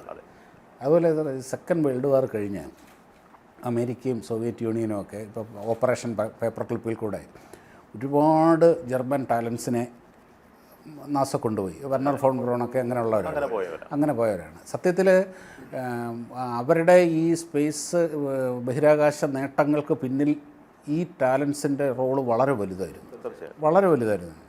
പക്ഷേ നമുക്ക് പിന്നെ പണമുണ്ട്, പക്ഷേ നമുക്ക് ഈ പറഞ്ഞ ആനുകൂല്യങ്ങളൊന്നും നമുക്കില്ല. അപ്പം നമ്മളുടെ ടെക്നോളജി പൂർണ്ണമായിട്ടും 100% നമ്മളുടെ തന്നെയാണ് എന്ന് നമുക്ക് ഉറപ്പിച്ച് പറയാൻ പറ്റില്ലേ? അങ്ങനെ പറയേണ്ട കാര്യമില്ല. അത് നമ്മൾ അങ്ങനെ ഒരു മിഥ്യാഭിമാന ബോധത്തിലൊന്നും ജീവിക്കേണ്ട കാര്യമില്ല. കാരണം നമ്മൾ സ്പേസ് പ്രോഗ്രാം തുടങ്ങിയ സമയത്ത് നമുക്ക് പ്രത്യേകിച്ചും ഈ പറഞ്ഞ ശക്തമായ രാജ്യങ്ങൾ തന്നെയാണ് നമുക്ക് പിന്തുണ തന്നത്. നമ്മുടെ ആദ്യ റോക്കറ്റ് വിക്ഷേപണത്തിൽ അമേരിക്കയുടെ റോക്കറ്റ് നെക്കപാഷ റോക്കറ്റാണ് ഇന്ത്യയിൽ കൊണ്ടുവന്നത്. അതിനുപയോഗിച്ചിരുന്ന ലോഞ്ച് കമ്പ്യൂട്ടർ സപ്ലൈ ചെയ്ത റഷ്യയാണ്. അതിനുപയോഗിച്ച റഡാർ തന്നത് ഫ്രാൻസാണ്. അപ്പോൾ ഈ 3 സപ്പോർട്ടോടുകൂടിയാണ് സാരാഭായി ആദ്യ റോക്കറ്റ് തുമ്പയിൽ നിന്ന് വിക്ഷേപിച്ചത്. അപ്പോൾ നമ്മുടെ ഒരു പ്രിൻസിപ്പിൾ എന്ന് പറയുന്നത് നമ്മൾ എല്ലാ രാജ്യങ്ങളുമായിട്ടും കൊളാബറേറ്റ് ചെയ്യും. അത് കിട്ടാവുന്ന ടെക്നോളജികൾ നമുക്ക് ആദ്യകാലത്ത് തുടങ്ങി കിട്ടണമെങ്കിൽ ടെക്നോളജികളുടെ ഒരു അഭാവമുണ്ട്. ഇപ്പോൾ 60കളിൽ നമ്മൾ റോക്കറ്റ് നിർമ്മിക്കാൻ തുടങ്ങുമ്പോൾ അമേരിക്ക ചന്ദ്രനിൽ പോയി കഴിഞ്ഞിരുന്നു. അപ്പോൾ നമ്മൾ ആലോചിക്കാൻ നമ്മൾ വളരെ പിന്നിലായിരുന്നു. പക്ഷേ അതിനുശേഷം ഞാൻ പറയാം, ഫ്രാൻസുമായിട്ട് നമ്മൾ ഒരു 50ഓളം ആളുകൾ ഫ്രാൻസിൽ പോയി 5 വർഷം അവിടെ ഒപ്പം താമസിച്ചു. അവിടെ ഒരു എഞ്ചിൻ ഡെവലപ്പ് ചെയ്തു. ഫ്രാൻസിൻ്റെ റോക്കറ്റിൽ ഉപയോഗിച്ച എഞ്ചിൻ ഇന്ത്യക്കാരനും ഫ്രഞ്ചുകാരനും ചേർന്ന് ഡെവലപ്പ് ചെയ്ത എഞ്ചിനാണ്. വൈക്കിംഗ് എഞ്ചിനും വികാസ് എഞ്ചിനും. അത് നമ്മൾ തിരിച്ച് ഇന്ത്യയിൽ കൊണ്ടുവന്ന് ഇന്ത്യയിൽ നിർമ്മിച്ച് നമ്മുടെ റോക്കറ്റ് ഉപയോഗിക്കാൻ തുടങ്ങി. അതിനുശേഷം റഷ്യയിൽ നമുക്ക് ക്രയോജനിക് ടെക്നോളജിയിൽ സപ്പോർട്ട് കിട്ടി. അപ്പോൾ നമ്മളിതൊന്നും നന്ദികേടായിട്ട് പറയരുത്, എല്ലാം നമ്മൾ ഉണ്ടാക്കിയതാണെന്ന്. അത് തീർച്ചയായിട്ടും അതിൻ്റെ ആവശ്യമില്ല. അപ്പോൾ ഈ ഒരു ഇൻ്റർഫേസാണ് നമ്മളുടെ ലെവൽ കൂട്ടിയത്. അപ്പോൾ പക്ഷേ ഇനിയിപ്പോൾ ചെയ്യേണ്ടതെന്ന് വെച്ചാൽ ഇത് എല്ലാ കാലം തുറന്നുകൊണ്ടിരിക്കുമെന്നില്ല. കാരണം നമ്മൾ എന്നും ആരുടെ കയ്യിൽ നിന്ന് കടം വാങ്ങിച്ച് പോകാൻ പറ്റില്ല. ഇതിപ്പോൾ ജപ്പാൻ്റെ കാര്യം നോക്കിയാൽ, യുദ്ധാനന്തര ജപ്പാൻ എന്ന് പറഞ്ഞാൽ ടെക്നോളജിക്കലി കേപ്പബിൾ അല്ലായിരുന്നു. അവരാദ്യം ചെയ്യുന്ന അമേരിക്കൻ പ്രൊഡക്റ്റുകളെ കൺവേർട്ട് ചെയ്യാൻ തുടങ്ങി. പക്ഷേ ഇന്നവർ സ്വന്തമായിട്ട് അമേരിക്കയെക്കാളും ബെറ്റർ പ്രൊഡക്റ്റുകൾ ഉണ്ടാക്കാൻ കഴിയുന്ന ഒരു രാജ്യമായി മാറി. അപ്പോൾ തീർച്ചയായിട്ടും കടമെടുക്കുക, പഠിക്കുക എന്നുള്ള തെറ്റായൊരു സ്വഭാവമല്ല. അപ്പോൾ ഇന്ന് നമ്മൾ ചെയ്യേണ്ടത് നമ്മുടെ ഈ സ്ട്രെങ്തിൽ നിന്ന് എങ്ങനെ നമ്മൾ പുതിയ ഇന്നോവേറ്റ് ചെയ്യാൻ പറ്റും, ബെറ്റർ വഴിയിലേക്ക് ചെയ്യാൻ പറ്റും, ആ മോഡലിലേക്ക് നമ്മൾ ഇന്ന് മാറിയിട്ടുണ്ട്. അപ്പോൾ കഴിഞ്ഞൊരു 10 വർഷം കൊണ്ട് എനിക്ക് പറയാൻ കഴിയും, നമ്മൾ പുതിയ ടെക്നോളജികളൊന്നും വാങ്ങിക്കുന്നില്ല, എല്ലാം ഇവിടെ തന്നെ ഡെവലപ്പ് ചെയ്യുന്നതാണ്. നമ്മുടെ പുതിയ ക്രയോനിക് എഞ്ചിൻ C-25 എന്നുള്ളത് ഇന്ത്യയിൽ നമ്മൾ തന്നെ ഡിസൈൻ ചെയ്ത് ഡെവലപ്പ് ചെയ്തതാണ്. നമ്മുടെ LVM-3 സ്വന്തമായിട്ട് നിർമ്മിക്കപ്പെട്ട റോക്കറ്റാണ്. അതിനകത്ത് യാതൊരു വിദേശ ടെക്നോളജികളും ഇല്ല. നമ്മൾ ഇന്ന് നിർമ്മിക്കുന്ന ഉപഗ്രഹങ്ങളെല്ലാം നമ്മുടെ സ്വന്തം ടെക്നോളജിയിലാണ്. അപ്പോൾ ആദ്യ കിക്ക് സ്റ്റാർട്ടിന് വേണ്ടി നമ്മൾ പല സഹായം വേണ്ടി വരുമായിരിക്കും. ഇപ്പം നമ്മളിപ്പോൾ ക്രയോജനിക് എഞ്ചിനെ പറ്റി പറഞ്ഞിട്ടുണ്ടായിരുന്നു. ഇപ്പം C-25 അതിന് മുമ്പ് C-7 അല്ലായിരുന്നു, 9 എന്ന് പറയും. അതെ. അപ്പം അത് ഈ 25 എന്നുള്ള ഉദ്ദേശം അതിൻ്റെ ത്രസ്റ്റ് ആണല്ലോ നമ്മൾ ഉദ്ദേശിക്കുന്നത്. C-20 എന്നാണ്. 20 ആണ് അതിൻ്റെ ത്രസ്റ്റ്, 20 ടൺ. അപ്പം നമ്മൾ കൂടുതൽ ശേഷിയുള്ള ക്രയോജനിക്കും സെമി ക്രയോജനിക്കിനും ഉണ്ട്. ക്രയോജനിക്കിൽ നമ്മൾ 20 ടണ്ണില്ല നിർത്തുകയാണ്. അതിനെ ചിലപ്പോൾ 20-25 ടൺ വരെ കൂട്ടിയേക്കാം. പക്ഷേ സെമി ക്രയോജനിക്കിൽ നമ്മൾ 200 ടൺ ശക്തിയുള്ള എഞ്ചിൻ ഉണ്ടാക്കും. ഞാനത് അടുത്ത ചോദ്യം അതായിരുന്നു. നമുക്കിപ്പം ക്രയോജനിക്കിൽ നമ്മൾ ഏകദേശം മാസ്റ്റർ ചെയ്തു എന്ന് വേണമെങ്കിൽ നമുക്ക് പറയാം. അതെ. അപ്പം ഈ ക്രയോജനിക്കിൽ മാസ്റ്റർ ചെയ്ത സ്ഥിതിക്ക് അവിടെ നമുക്ക് ഒരു സെമി എന്തുകൊണ്ട് സെമി അതിനേക്കാളും കുറവാണെന്ന് നിങ്ങൾക്ക് തോന്നുന്നതാണ്. ആ പേരുള്ളൊരു കുഴപ്പമാണ്. ക്രയോജനിക്കിനേക്കാളും കുറഞ്ഞൊരു ചേട്ടനൊന്നും അല്ല സെമി ക്രയോജനിക് ക്രയോജനേക്കാളും വളരെ കോംപ്ലക്സ് ആണ്. സോവിയറ്റ് യൂണിയൻ അത് വെച്ചിട്ടായിരുന്നല്ലോ ചെയ്തിരുന്നത്. അതെ, സെമി ക്രയോജനിക് ആയിരുന്നു. ഈവൻ നമ്മുടെ സാറ്റേൺ എഞ്ചിനും സെമി ക്രയോജനിക് എഞ്ചിനാണ് ഫസ്റ്റ് സ്റ്റേജിൽ. അതിൻ്റെ പ്രധാനപ്പെട്ട ഗുണം എന്ന് പറഞ്ഞാൽ അതിൻ്റെ ത്രസ്റ്റ് എപ്പോഴും വളരെ കൂടുതലായിരിക്കും. ഇപ്പോൾ ക്രയോജനിക് എഞ്ചിനിൽ ഹൈഡ്രജനും ഓക്സിജനും മാത്രമാണ് ഉപയോഗിക്കുന്നത്. അപ്പോൾ അത് ഉപയോഗിക്കുമ്പോൾ അതിന് കിട്ടാവുന്നൊരു വലിയ ത്രസ്റ്റ് ഇപ്പോൾ 1000 ടൺ ഉണ്ടാക്കാൻ പറ്റില്ല അതിന്. കാരണം ഹൈഡ്രജനെ ഹാൻഡിൽ ചെയ്യുക എന്ന് പറഞ്ഞാൽ വളരെ പ്രയാസമാണ്. അതുകൊണ്ട് നമ്മൾ ഹൈഡ്രജനെ മാറ്റി അതിനെ കെറോസിനാക്കും, മണ്ണെണ്ണയാക്കും. ഓക്സിജൻ അതുപോലെ തന്നെ ഇരിക്കും. അപ്പോൾ ഇതിൻ്റെ പ്രധാന ഗുണം എന്ന് പറഞ്ഞാൽ ഡെൻസിറ്റി ഇമ്പൾസ് എന്നാണ് നമ്മുടെ ടെക്നിക്കൽ വാക്ക്. അപ്പോൾ ഒരു എഞ്ചിനിൽ കാണുന്ന മാസമുള്ള ഒരു വോളിയത്തിനകത്ത് നമുക്ക് ഉണ്ടാക്കാവുന്ന ത്രസ്റ്റിൻ്റെ വാല്യൂ സെമി ക്രയോജനിക്കിലും ക്രയോജനേക്കാളും വളരെ കൂടുതലാണ്. അതുകൊണ്ട് തന്നെ അത് കോസ്റ്റ് എഫക്റ്റീവാണ്. അതിൻ്റെ സൈസ് കുറയും, റോക്കറ്റ് ചെറുതായിട്ട് നിർമ്മിക്കാൻ പറ്റും. ഇതൊക്കെയാണ് അതിൻ്റെ ഗുണം. അതുകൊണ്ടാണ് സെമി ക്രയോജനിക് ഇമ്പോർട്ടൻ്റ് ആകുന്നത്. പക്ഷേ ക്രയോജനിക്കിൻ്റെ ഗുണം അതിൻ്റെ എഫിഷ്യൻസിയാണ്. അതുകൊണ്ട് അത് ഉയർന്ന അപ്പർ സ്റ്റേജുകളിൽ മാത്രമേ. അതെ. അല്ല, സോവിയറ്റ് യൂണിയൻ ആദ്യകാലത്ത് മുഴുവൻ ക്രയോജനിക് ഉണ്ടാക്കിയിട്ടില്ല വലുതായി. ക്രയോജനിക് ഒരു 80s അവസാനമല്ലേ ഒരു ക്രയോജനിക് ഉണ്ടാക്കുന്നത്. അത് ഉപയോഗിച്ചിട്ടില്ല. ഇല്ല. അതുപോലെ സാർ, ഇപ്പോൾ ഈ അടുത്ത സമയത്ത് നമ്മുടെ RLV ലാൻഡിങ് അതെ നമ്മൾ ഇങ്ങനെ കണ്ടതാണത്. അപ്പോൾ ശരിക്കും അതൊരു സ്പേസ് ഷട്ടിലിൻ്റെ റെപ്ലിക്ക പോലെയാണ് തോന്നിയത്. കറക്റ്റ് അതിൻ്റെ ആ ലാൻഡിങ്ങിൻ്റെ ഇത് കണ്ടപ്പോൾ. അപ്പോൾ ശരിക്കും നമുക്കത് ഭാവിയിൽ നമ്മുടെ ഒരു സ്പേസ് ഷട്ടിൽ ലെവലിലേക്ക് തന്നെ മാറ്റാൻ കഴിയുമോ? അങ്ങനെ ഇല്ല. കാരണം അതൊരു സ്പേസ് ഷട്ടിലിൻ്റെ കോപ്പിയുമല്ല, സ്പേസ് ഷട്ടിലിൻ്റെ ലക്ഷ്യവുമല്ല. അതാദ്യം മനസ്സിലാക്കണം. സ്പേസ് ഷട്ടിൽ എന്ന് പറയുന്നത് ഇന്ന് അമേരിക്ക നിർത്തിവെച്ചു. അത് നിർത്തിവെക്കാനുള്ള കാര്യങ്ങളുമുണ്ട്. അത് മനുഷ്യനെ കൊണ്ടുപോകുന്ന വാഹനമായിരുന്നു. അത് വലിയ വാഹനമാണ്. അപ്പോൾ ഓരോ പ്രാവശ്യം പോയി കഴിഞ്ഞ് തിരിച്ചു കഴിയുമ്പോൾ അതിനെ വീണ്ടും ഒരു ഏകദേശം അതിൻ്റെ വിലയുടെ 2 ഇരട്ടിയോളം റിപ്പയർ ചെയ്താലേ വീണ്ടും അടുത്ത വിക്ഷേപണം നടത്താൻ പറ്റും. അപ്പോൾ ഇത് റീയൂസ് എന്നുള്ളൊരു പേര് മാത്രമേ വളരെ കോസ്റ്റ്ലി ആയിരുന്നു. അപ്പോൾ ഏകദേശം 170-ലധികം ലോഞ്ചുകൾ നടത്തിയെങ്കിൽ പോലും സ്പേസ് ഷട്ടിൽ ഇനിയുള്ള കാലഘട്ടത്തിൽ യൂസ് ചെയ്യാൻ പറ്റില്ല എന്ന് അമേരിക്കയ്ക്ക് മനസ്സിലായി. അതുകൊണ്ടാണ് അവർ സ്പേസ് ഷട്ടിൽ നിർത്തി കൺവെൻഷണൽ റോക്കറ്റിലേക്ക് പോയത്. പക്ഷേ അവരിപ്പോഴും നമ്മുടെ RLV പോലുള്ള റോക്കറ്റ് നിർമ്മിക്കുകയും വിക്ഷേപിക്കുകയും ചെയ്യുന്നുണ്ട്. അതിൻ്റെ പേര് X സീരീസ് ആണത്. X സീരീസ് വാഹനങ്ങൾ ഇപ്പോഴും അമേരിക്ക നിർമ്മിക്കുകയും ലോഞ്ച് ചെയ്യുകയും ചെയ്യുന്നുണ്ട്. ബോയിങ് ആണ് അത് ചെയ്യുന്നത്. അപ്പോൾ ഇത് ആളില്ലാത്ത വാഹനങ്ങളാണ്. ആളില്ലാത്ത വാഹനങ്ങൾ ഇത്രയും വലിപ്പം ഉണ്ടാവില്ല, ചെറുതായിരിക്കും. അതിൻ്റെ മെയിൻ്റനൻസ് കോസ്റ്റ് വളരെ കുറവാണ്. അതിൽ പെട്ടെന്ന് ലോഞ്ച് ചെയ്യാൻ പറ്റും. അതിൻ്റെ പ്രധാന ലക്ഷ്യം ഉപഗ്രഹങ്ങളെ വിക്ഷേപിക്കുന്നത് മാത്രമല്ല, അതിൻ്റെ പ്രധാന ലക്ഷ്യം സർവൈലൻസ് ആണ്, സയൻറ്റിഫിക് സ്റ്റഡിയാണ്. അപ്പോൾ അതിനകത്ത് നിങ്ങൾക്ക് എന്തെങ്കിലും ഇൻസ്ട്രുമെൻറ്റ് സ്പേസിൽ കൊണ്ടുപോകാം. ആ ഇൻസ്ട്രുമെൻറ്റ് കേടുകൂടാതെ തിരിച്ചു കൊണ്ടുവരാം. മറ്റൊരു ഉപഗ്രഹം വിക്ഷേപിച്ചാൽ നടക്കില്ല. തീർച്ചയായിട്ടും പറ്റില്ല. അതുപോലെ നിങ്ങൾക്കൊരു ആയുധം സ്പേസിൽ കൊണ്ടുപോകണമെങ്കിൽ കൊണ്ടുപോകാം. അപ്പോൾ എല്ലാ തരത്തിലും അതിന് യൂസ് ചെയ്യാം. അപ്പോൾ അമേരിക്ക കഴിഞ്ഞ ദിവസം അത് അത്തരവണ്ണം വിക്ഷേപിച്ച് മാസക്കണക്കിനുകൾ കറങ്ങിയതാകുന്ന ശേഷം ഭൂമിയിൽ തിരിച്ചിറങ്ങി. ചൈനയെ നടത്തിയതിൻ്റെ ഇടയ്ക്ക് ഇതുപോലൊരു വിക്ഷേപണം. അപ്പോൾ ഇത് ഇനിയുള്ള കാലഘട്ടത്തിൽ സ്പേസിൻ്റെ സ്ട്രാറ്റജിക് ഇൻറ്റൻറ്റിനെയാണ് കാണിക്കുന്നത്.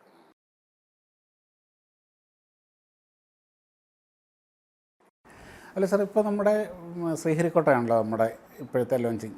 ഇപ്പം വായിച്ചിരുന്നു തമിഴ്നാട്ടിൽ പുതിയൊരു സ്പേസ് സ്പോട്ട് നമ്മുടെ ഉണ്ടാക്കുന്നുണ്ട് എന്നുള്ളത് അറിഞ്ഞില്ല. അപ്പം ഇത് അതിൻ്റെ ഒരു പർപ്പസ് എന്താ സാർ? ഇപ്പോൾ ശ്രീഹരിക്കോട്ടയുടെ കുഴപ്പമെന്ന് പറഞ്ഞാൽ അത് ലോഞ്ച് ചെയ്യുമ്പോൾ അതിന് കിഴക്കോട്ട് ലോഞ്ച് ചെയ്താൽ നമ്മൾ സിംഗപ്പൂർ, മലേഷ്യയുടെയൊക്കെ മുകളിൽ കൂടെ ആയിരിക്കും റോക്കറ്റ് പറക്കുന്നത്. തെക്കോട്ട് ലോഞ്ച് ചെയ്യാൻ നോക്കിക്കഴിഞ്ഞാൽ ശ്രീലങ്കയാണ്, ശ്രീലങ്കയുടെ മുകളിൽ കൂടെ പറക്കണം. അപ്പോൾ നമ്മൾ അങ്ങോട്ട് റോക്കറ്റ് വിക്ഷേപിക്കുന്നത് എപ്പോഴും ആദ്യം കുറച്ച് കിഴക്കോട്ടും പിന്നെ തെക്കോട്ട് തിരിഞ്ഞുമാണ്. അപ്പോൾ ഒരു വളവെടുക്കുന്നുണ്ട് റോക്കറ്റ്. അപ്പോൾ റോക്കറ്റ് തിരിയുന്ന പ്രോസസ്സിൽ നമുക്ക് ഒരുപാട് ഊർജ്ജം നഷ്ടപ്പെടും. നമ്മുടെ റോക്കറ്റിന് വിക്ഷേപിക്കാൻ കഴിയുന്ന സാറ്റലൈറ്റിൻ്റെ ഭാരം കുറയും. ഇത് ശ്രീഹരിക്കോട്ടയുടെ ഒരു കുഴപ്പമാണ്. പക്ഷെ നമുക്ക് അതല്ലാത്ത മറ്റൊരു സ്ഥലം ഇല്ലതാനും. അപ്പോൾ നമ്മൾ നോക്കിയപ്പോൾ ഇന്ത്യയുടെ തെക്കേ അറ്റത്താണെങ്കിൽ നേരെ തെക്കോട്ട് താഴോട്ട് നമ്മൾ സൗത്ത് പോളിലേക്ക് നോക്കിക്കഴിഞ്ഞാൽ അവിടെ ഒരു ലാൻഡും ഇല്ല. നമ്മൾ കന്യാകുമാരിയിൽ നേരെ തെക്കോട്ട് വരച്ചു കഴിഞ്ഞാൽ നേരെ സൗത്ത് പോളിൽ ചെന്ന് നിൽക്കും, ഇല്ലേ? അപ്പോൾ അങ്ങോട്ടൊരു റോക്കറ്റ് വിക്ഷേപിക്കണമെന്നുണ്ടെങ്കിൽ നമുക്ക് ഒരു തടസ്സവും ഇല്ലാതെ വിക്ഷേപിക്കാൻ പറ്റും. കന്യാകുമാരിയിൽ പറ്റില്ല. അതുകൊണ്ട് നമ്മൾ കന്യാകുമാരിക്ക് അടുത്തുള്ള തെക്കോട്ട് വിക്ഷേപിക്കാൻ കഴിയുന്ന ഒരു സ്ഥലം കണ്ടുപിടിച്ചു. അവിടെ നമുക്ക് വേണമെങ്കിൽ അല്പം കിഴക്കോട്ടൊക്കെ വിക്ഷേപിക്കാം. അപ്പോൾ ഒരു കൊറിഡോറുണ്ട് നമുക്ക്. അതിനെ നമ്മൾ പോളാർ ഓർബിറ്റുകൾ എന്ന് പറയും. പോളാർ ഓർബിറ്റുകൾ വിക്ഷേപിക്കാൻ തെക്കേ അറ്റമാണ് ഏറ്റവും നല്ലത്. പക്ഷേ നമ്മൾ ആദ്യം തുടങ്ങിയ കാലഘട്ടത്ത് ആ സ്ഥലം അതിനെക്കുറിച്ച്, കാരണം അവിടെ ഒരു കുഴപ്പമെന്ന് പറഞ്ഞാൽ അവിടെ തെക്കോട്ടെ വിക്ഷേപിക്കാൻ പറ്റൂ, കിഴക്കോട്ട് വിക്ഷേപിക്കാൻ പറ്റില്ല. കിഴക്കോട്ട് വിക്ഷേപിച്ചാൽ ശ്രീലങ്ക അവിടെ. അപ്പോൾ ശ്രീഹരിക്കോട്ടയിൽ നിന്ന് നമുക്ക് കിഴക്കോട്ട് വിക്ഷേപിക്കാം, തെക്കേ അറ്റത്ത് നമുക്ക് തെക്കോട്ട് വിക്ഷേപിക്കാം. അപ്പോൾ ഇത് രണ്ടും ഒരേപോലെ ഉപയോഗിക്കാം. അതിലിപ്പോൾ നമ്മൾ ധാരാളം ഈ ഫോറിൻ സാറ്റലൈറ്റ്സ് നമ്മൾ ലോഞ്ച് ചെയ്യുന്നുണ്ട്, PSLV-യിലും ഒക്കെ ഉണ്ട്. അത് ഏറെയും ചെറിയ സാറ്റലൈറ്റുകളാണ്. ഇപ്പോൾ നമ്മൾ തന്നെ എത്രയോ കാലം നമ്മുടെ LMV ഒക്കെ റെഡി ആവുന്നതിന് മുമ്പ് നമ്മൾ ഡിപ്പെൻഡ് ചെയ്തുകൊണ്ടിരുന്നത് യൂറോപ്യൻ സ്പേസ് ഏജൻസി ആയിരുന്നു, ഏരിയനെ ആയിരുന്നു. അതേപോലെയുള്ള വലിയ സാറ്റലൈറ്റ്സ്, കമ്മ്യൂണിക്കേഷൻ സാറ്റലൈറ്റുകൾ വിക്ഷേപിക്കാനുള്ള അങ്ങനെയുള്ള എന്തെങ്കിലും വിദേശ രാജ്യങ്ങൾ വിക്ഷേപിച്ചിട്ടുണ്ടല്ലോ. നമ്മൾ വലിയ സാറ്റലൈറ്റുകൾ ഓൾറെഡി വിക്ഷേപിച്ചിട്ടുണ്ട്. W2M എന്ന് പറയുന്ന കമ്മ്യൂണിക്കേഷൻ സാറ്റലൈറ്റ് നമ്മൾ പ്രൈവറ്റ് കമ്പനിക്ക് വേണ്ടി ഇന്ത്യൻ PSLV വിക്ഷേപിച്ചതാണ്. അല്ല, ഞാൻ അതല്ല ചോദിച്ചത്. PSLV അല്ല, നമ്മുടെ ജിയോസംക്രണസിലേക്ക് വലിയ കമ്മ്യൂണിക്കേഷൻ സാറ്റലൈറ്റുകൾ വിക്ഷേപിക്കുന്ന ആ രീതിയിലുള്ള തീർച്ചയായിട്ടും ചെയ്യാം. അതിനൊരു തടസ്സമൊന്നുമില്ല. പക്ഷേ ഒരു കാര്യം ഒബ്സർവ് ചെയ്താൽ മനസ്സിലാക്കണം, ഇപ്പോഴത്തെ സാറ്റലൈറ്റ് മാർക്കറ്റുകൾ ചെറിയ ഉപഗ്രഹങ്ങളെ കൊണ്ട് നിറഞ്ഞിരിക്കുകയാണ്. ഇപ്പോൾ നമ്മൾ മൊത്തം ഉണ്ടാക്കുന്ന ഉപഗ്രഹങ്ങളിൽ ഒരു 1000 ഉപഗ്രഹത്തിൽ 990ഉം ചെറിയ ഉപഗ്രഹങ്ങളാണ്. 10 ഉപഗ്രഹങ്ങളേ ഉള്ളൂ വലുത്.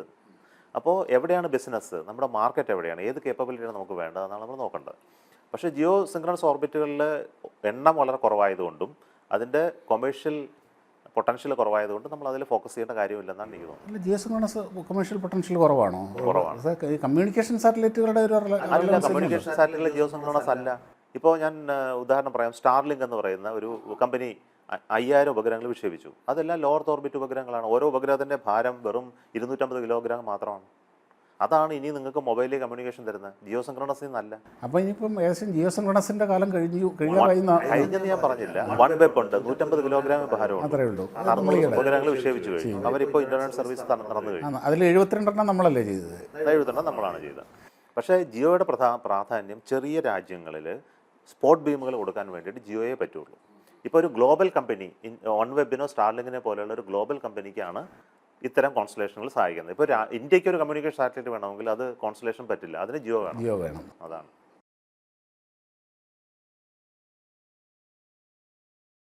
നമ്മുടെ ഈ ബഹിരാകാശത്തിനെ വ്യാവസായികമായിട്ട് ഉപയോഗിക്കുന്ന കാര്യത്തിൽ നമ്മുടെ ഭാവി പദ്ധതികൾ വളരെ നമ്മൾ അങ്ങനെ കാര്യമായിട്ട് തന്നെ പ്ലാൻ ചെയ്തിട്ടില്ലേ സാർ? നമ്മുടെ പ്ലാൻ എന്ന് പറഞ്ഞാൽ ഇനി നമ്മുടെ ഈ എക്കോസിസ്റ്റത്തെ എക്സ്പാൻഡ് ചെയ്യുക എന്നുള്ളതാണ്. എന്ന് പറഞ്ഞാൽ നമ്മുടെ ഇന്ന് രാജ്യത്ത് ഈ സ്പേസ് എന്ന് പറയുന്നത് ഗവൺമെൻറ് പണം തന്നിട്ട് നമ്മൾ ചെയ്യുന്നൊരു ജോലിയാണ്. ഏകദേശം 13,000 കോടി രൂപ ഒരു വർഷം തരും. അതനുസരിച്ച് റോക്കറ്റുകൾ നിർമ്മിക്കും, സാറ്റലൈറ്റ് നിർമ്മിക്കും, മറ്റ് ആപ്ലിക്കേഷനൊക്കെ ചെയ്യും. ഈ പൈസ ഏകദേശം സ്ഥിരമായിട്ട് തിരിക്കുകയാണ്. ചെറുതായിട്ട് വർദ്ധിക്കുന്നുണ്ടെങ്കിലും ഇതൊരു 4 ഇരട്ടി വർദ്ധിപ്പിക്കാനോ 10 ഇരട്ടി വർദ്ധിപ്പിക്കാനോ നമ്മുടെ സർക്കാരിനെ കൊണ്ടാവില്ല. പക്ഷേ നമ്മൾ ഇതിൽ കൂടുതൽ തൊഴിലവസരങ്ങൾ ഉണ്ടാക്കുക, കൂടുതൽ ഇൻഡസ്ട്രികളെ പാർട്ടിസിപ്പേറ്റ് ചെയ്യണമെന്നുണ്ടെങ്കിൽ നമ്മളിത് പ്രൈവറ്റ് ഇൻവെസ്റ്റ്മെൻറ്റ് ഇതിനകത്ത് വരണം. അതിനുവേണ്ടി നമ്മൾ ചെയ്യുന്നത് ഈ സെക്ടറിനെ ഓപ്പൺ ചെയ്യണം. നമ്മളിപ്പം ടെലികമ്മ്യൂണിക്കേഷൻ സെക്ടർ ഓപ്പൺ ചെയ്തുകൊണ്ടാണ് ഇത്രയും കമ്പനികൾ വരുന്നത്. പുതിയ ടെലികമ്മ്യൂണിക്കേഷൻ കമ്പനികൾ വരുന്നു, ഇൻ്റർനെറ്റ് വരുന്നു, മറ്റ് സർവീസുകൾ വരുന്നു. ഇതുപോലെ തന്നെ സ്പേസും ഇതുപോലെ എക്കണോമിക് ആക്ടിവിറ്റി പോസിബിലിറ്റി ഉള്ള ഒരു സെക്ടർ ആയതുകൊണ്ട് ഇതിന് നമ്മളിപ്പോൾ അടുത്ത കാലത്ത് ഓപ്പൺ ചെയ്തിരിക്കുന്നു. ഏത് മേഖലയിൽ റോക്കറ്റ് നിർമ്മാണം, ഉപഗ്രഹ നിർമ്മാണം, സർവീസ് പ്രൊവൈഡിങ്, ഇതിലെല്ലാവർക്കും പ്രൈവറ്റ് പാർട്ടിസിപ്പേഷനും ഫോറിൻ ഡയറക്റ്റ് ഇൻവെസ്റ്റ്മെൻറ്റും പോസിബിളാണ്. അപ്പോൾ ഇതിൻ്റെ ഗുണമെന്ന് പറഞ്ഞാൽ ഗവൺമെൻറ് സപ്പോർട്ട് ചെയ്യാൻ പോകുന്നത് ഇനി റിസർച്ച് ആൻഡ് ഡെവലപ്മെൻറ്റിന് മാത്രമായിരിക്കും. ഓപ്പറേഷണൽ കൊമേഴ്ഷ്യലൈസേഷൻ ചെയ്യേണ്ട ജോലി പ്രൈവറ്റ് കമ്പനിക്ക്. അപ്പോൾ ഇതുകൊണ്ട് സംഭവിക്കുന്നത് നമുക്ക് ഇതിൻ്റെ സ്കെയില് ഇന്ന് കാണുന്നതിനേക്കാളും 10 ഇരട്ടിയോ 20 ഇരട്ടിയോ 100 ഇരട്ടിയോ വർദ്ധിക്കാനുള്ള പോസിബിലിറ്റി ഉണ്ട്. ആ പോസിബിലിറ്റി പറയാൻ കാര്യം ഇന്ത്യ ഇത് വളരെ ലോ കോസ്റ്റായിട്ട് ചെയ്യാൻ കഴിവുള്ള ഒരു രാജ്യമാണ്. ഇതിൻ്റെ ടെക്നോളജി സ്കില്ലുള്ള കമ്പനികൾ ഇവിടെ ഉണ്ട്. ഇത് പുറത്തുള്ള കമ്പനികളുമായി ടൈപ്പ് ചെയ്ത് ഇന്ത്യയിലേക്ക് ബിസിനസ്സുകൾ കൊണ്ടുവരണം. ഇതാണ് നമ്മുടെ ഗോൾ. അല്ല, ഇപ്പം അടുത്ത കാലത്ത് സ്കൈ റൂട്ടിൻ്റെ റോക്കറ്റ് അവിടുന്ന് ശ്രീഹരിക്കോട്ടയിൽ നിന്ന് വിക്ഷേപിച്ചിരുന്നു. ഇതുപോലെ തുടങ്ങിയ ഒരു കമ്പനിയാണ് സ്പേസ് എക്സ് വർഷങ്ങൾക്ക് മുമ്പ്. അപ്പോൾ ഇതേപോലെയുള്ള അങ്ങനെ പാഷനേറ്റ് ആയിട്ടുള്ള പ്രൈവറ്റ് വെഞ്ചേഴ്സ് വരുന്നുണ്ടോ? പ്രൈവറ്റ് എൻ്റർപ്രൈസ് ഇന്ന് എനിക്കറിയാവുന്നതോളം 3-4 കമ്പനികൾ വർക്ക് ചെയ്യുന്നുണ്ട്. സ്കൈ റൂട്ടുണ്ട്, അഗ്നികുലുണ്ട്, മറ്റ് ചില കമ്പനികളുണ്ട്. ഇവരെല്ലാം ഡെവലപ്പ് ചെയ്യാൻ ശ്രമിക്കുന്നത് ആദ്യകാല റോക്കറ്റുകളെയാണ്, ചെറിയ റോക്കറ്റുകളെയാണ് നിർമ്മിക്കാൻ പോകുന്നത്. എലൺ മസ്ക് തുടങ്ങിയത് വലിയ റോക്കറ്റുകൾ നിർമ്മിച്ചിട്ടാണ്. ഇപ്പോൾ ഇന്ത്യയിൽ ഇന്ന് ഈ ടെക്നോളജിയുടെ സോഴ്സ് ചെയ്യാൻ പറ്റുന്ന ISRO മാത്രമാണ്, വേറെ ആരുമില്ല. അമേരിക്കയിൽ എലൺ മസ്ക് തുടങ്ങിയപ്പോൾ നാസയുടെ അടുക്ക പോയി അവരുടെ എഞ്ചിൻ വാങ്ങിച്ചു. അവിടെ നിന്നുള്ള ടെക്നോളജികളെല്ലാം കടം വാങ്ങിച്ചിട്ടാണ് സ്പേസ് എക്സ് തുടങ്ങിയത്. അതൊന്ന് നാസ അവരെ സപ്പോർട്ട് ചെയ്തു. നമ്മൾ ഇതേ പ്രോസസ്സാണ് ഇന്ത്യയിലും ചെയ്യാൻ ഉദ്ദേശിക്കുന്നത്. ഇതിന് താല്പര്യമായിട്ട് ഇതിനോട് ഇൻസ്പിറേഷനോടുകൂടി വരുന്ന ആളുകളെ നമ്മൾ സപ്പോർട്ട് ചെയ്യുക, നമ്മൾ അവരെ തടസ്സം ചെയ്യാതിരിക്കുക. അവരാണ് ഇന്നോവേറ്റ്. ചിലപ്പോൾ നല്ല ഐഡിയ ഉണ്ടാവാം, അത് ചിലപ്പോൾ വളരെ കോസ്റ്റ് എഫക്റ്റീവായിട്ട് ലോകത്തിന് ഉദാഹരണം കാണിക്കാൻ പറ്റുന്ന ടെക്നോളജിയുമായിട്ട് ഇവർ വന്നേക്കാം. അത് നാസയ്ക്ക് ചെയ്യാൻ കഴിയാതിരുന്നൊരു കാര്യമാണ്. പക്ഷേ നാസയുടെ ടെക്നോളജി ഉണ്ട് അതിനകത്ത്. കാരണം ഈ എലൺ മസ്ക് ചെയ്യുന്നതിൻ്റെ എല്ലാത്തും നാസയുടെ കൈയുണ്ട്. എങ്കിൽ പോലും അതൊരു ഇൻഡിവിജ്വലിൻ്റെ ഒരു ഡയറക്ഷൻ്റെ ഒരു വിഷനും കൂടെ അവിടെ കാണുന്നുണ്ട്.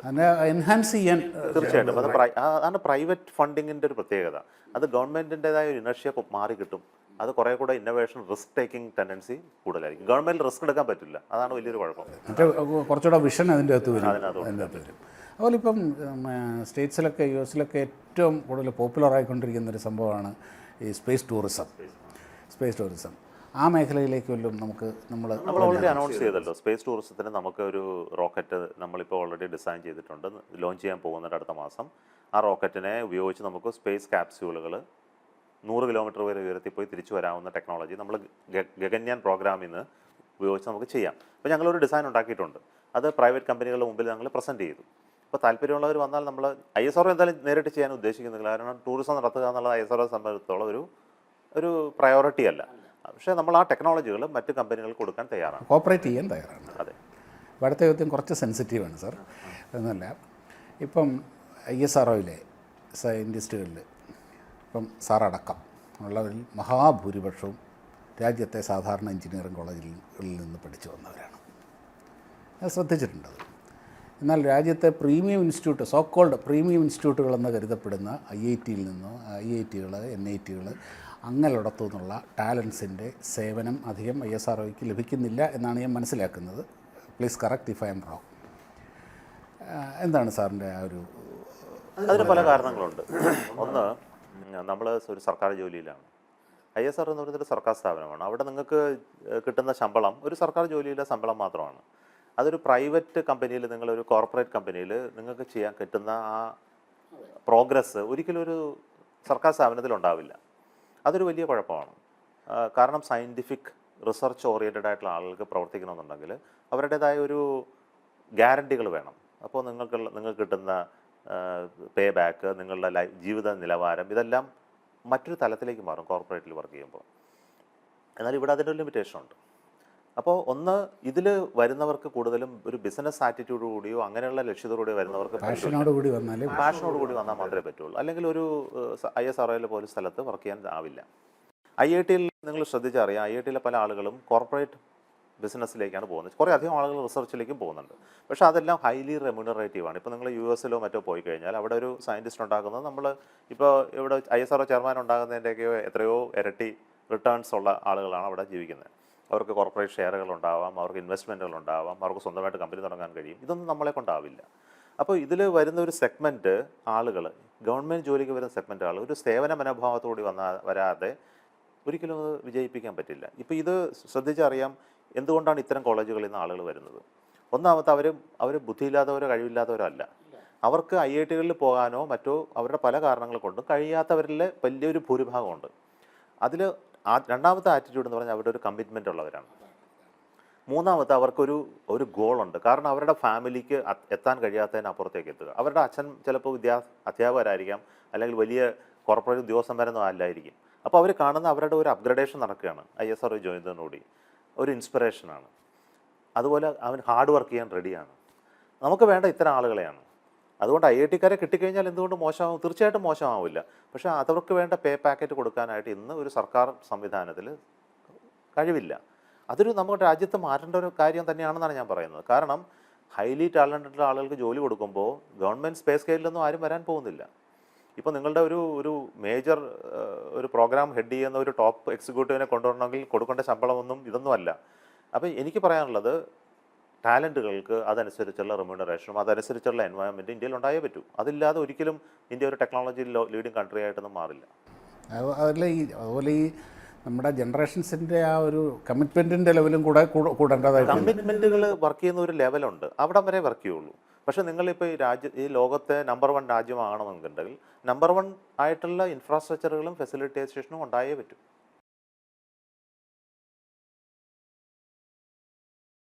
ഇപ്പം നമ്മളിപ്പോൾ പൊതുവെ എല്ലാ രാജ്യങ്ങളും റോക്കറ്റിൻ്റെ പേലോഡ് കപ്പാസിറ്റി കൂട്ടി കൂടുതൽ പേലോഡ് കപ്പാസിറ്റിയുള്ള വലിയ വലിയ റോക്കറ്റുകൾ നിർമ്മിക്കാൻ ശ്രദ്ധിക്കുന്നുണ്ട്, നമ്മളും ചെയ്യുന്നുണ്ട്. അതിനോടൊപ്പം തന്നെയാണ് നമ്മളിപ്പം പേലോഡ് കപ്പാസിറ്റി കുറഞ്ഞ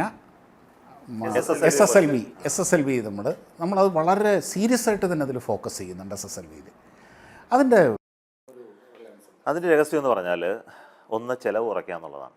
ഇപ്പോൾ ഒരു PSLV-യുടെ ചിലവിൻ്റെ 8/1 ഉള്ളൂ SSLV-യുടെ ലോഞ്ച് കോസ്റ്റ്. PSLV വിക്ഷേപണത്തിൻ്റെ 1/3 പേലോഡ് വഹിക്കാൻ പറ്റുന്നുണ്ട്. രണ്ടാമത്തത്, അത് നിർമ്മിക്കാനായിട്ട് നമുക്ക് വേണ്ട ടെക്നോളജികളുടെ കോംപ്ലക്സിറ്റി നമ്മൾ കുറച്ചുകൊണ്ട് വന്നു. വളരെ പെട്ടെന്ന് നിർമ്മിക്കാം. അതിനെ നമ്മൾ ഓൺ ഡിമാൻഡ് ലോഞ്ച് എന്ന് പറയും. ഇപ്പോൾ ലോഞ്ച് ചെയ്യണമെന്നുണ്ടെങ്കിൽ ഒരാഴ്ചക്കുള്ളിൽ ലോഞ്ച് ചെയ്യാം, ഒരു ദിവസത്തിനുള്ളിൽ തയ്യാറാക്കാം. അപ്പോൾ ഒരു ചില കുറഞ്ഞ റോക്കറ്റും ചെറിയ റോക്കറ്റാണെങ്കിലും അതിന് ചില പ്രത്യേകതകളുണ്ട്. ആ പ്രത്യേകതകളിൽ ഇതാണ്. ഒന്ന്, റോക്കറ്റ് നിർമ്മിച്ച് നമുക്ക് സ്റ്റോർ ചെയ്ത് വയ്ക്കാം, അത് ലോഞ്ചിലേക്ക് പെട്ടെന്ന് കൊണ്ടുപോകാം. 2, നമ്മളെ ഒരു സെക്കൻഡ് ലെവലോ തേർഡ് ടയറിലുള്ള ഇൻഡസ്ട്രികളെ കൊണ്ട് നിർമ്മിക്കാൻ പറ്റും ഇന്ത്യയിൽ. ഓക്കെ, അപ്പോൾ അതിൻ്റെ ചിലവ് സാധാരണ റോക്കറ്റുകളുടെ വളരെ കുറവാണ്. അപ്പോൾ സാർ മുമ്പേ പറഞ്ഞ പോലെ ഇനിയുള്ള കാലത്ത് ഈ ചെറിയ ഉപഗ്രഹങ്ങളുടെ പ്രസക്തി വളരെ കൂടിക്കൊണ്ടിരിക്കുന്ന സമയത്ത് മാർക്കറ്റ് സർവേ അടുത്ത കാലത്ത് നടന്നിരുന്നു. ഉപഗ്രഹങ്ങളുടെ സൈസും സ്കെയിലും ഏതാണെന്ന്. അതിൽ ഏകദേശം ഒരു 60-70% ചെറിയ ഉപഗ്രഹങ്ങൾ SSLV പോലുള്ള റോക്കറ്റുകൾക്ക് വിക്ഷേപിക്കാൻ പറ്റുന്ന ഉപഗ്രഹങ്ങളാണ്. പക്ഷേ ചെറിയ ഉപഗ്രഹങ്ങൾ വലിയ റോക്കറ്റുകൾ വിക്ഷേപിക്കും, OneWeb-നെ പോലെ. പക്ഷേ അവരുടെ റീപ്ലേസ്മെൻറ്റുകൾ, ഫെയിലായി കഴിഞ്ഞാൽ ഉള്ള ലോഞ്ചുകൾ, അതുപോലെ എക്സ്പെരിമെൻറ്റുകൾ, ഇതെല്ലാം ചെയ്യാനായിട്ട് SSLV-ക്ക് പറ്റുള്ളൂ. ഇപ്പോൾ ഞാൻ ഒരു ഉദാഹരണം പറയാം എന്തുകൊണ്ട് ഞങ്ങളുടെ ഈ മോഡൽ സക്സസ്ഫുൾ ആണെന്നുള്ളതിന്. ഇതിപ്പോൾ ആകെ ഒരു റോക്കറ്റ് ഒരു വിക്ഷേപണമേ നടന്നിട്ടുള്ളൂ വിജയകരമായിട്ട്. ഇനി ഒരു ഫ്ലൈറ്റും കൂടെ ഉണ്ട്, അതിനുശേഷം അതിൻ്റെ ഓപ്പറേഷൻ ഉണ്ട്. ഇപ്പോൾ തന്നെ ഞങ്ങൾക്ക് 15 ലോഞ്ച് ബുക്ക്ഡാണ്. അടുത്ത 15 ലോഞ്ചുകൾ കൊമേഴ്ഷ്യലി ബുക്ക്ഡാണ്. അത്ര ബ്രൈറ്റാണ് അതിൻ്റെ, അത്ര പോസിബിലിറ്റി ഉള്ള റോക്കറ്റാണ്. അതുപോലെ അടുത്ത സമയത്ത് സാറ് ഈ വേദവിജ്ഞാനങ്ങളെ പറ്റിയുള്ള സാറിൻ്റെ ഒരു ടോക്ക് അവിടെ വലിയ വിവാദമായി. അത് കേരളത്തിലേ ഉള്ളൂ, വേറെയിടത്തും അത് വലിയ വിവാദമായിട്ടുണ്ടോ എന്നുള്ള കാര്യത്തിൽ എനിക്ക് സംശയമില്ല. കേരളത്തിൽ എന്തും വിവാദമാകുന്ന ഇതാണല്ലോ അത്. ഇവിടെ ചില വർത്തമാനങ്ങളുടെയൊക്കെ ലെവൽ ഭയങ്കരമാണ്. കാര്യം ISRO-യിലെ സയൻറ്റിസ്റ്റുകൾക്ക് അവർക്ക് സയൻറ്റിഫിക് ടെമ്പർ ഇല്ല, അവർ അന്ധവിശ്വാസികളാണ്. അവർ പൂജ നടത്തുന്നു, ഗണപതി ഹോമം നടത്തുന്നു, അമ്പലത്തിൽ പോകുന്നു.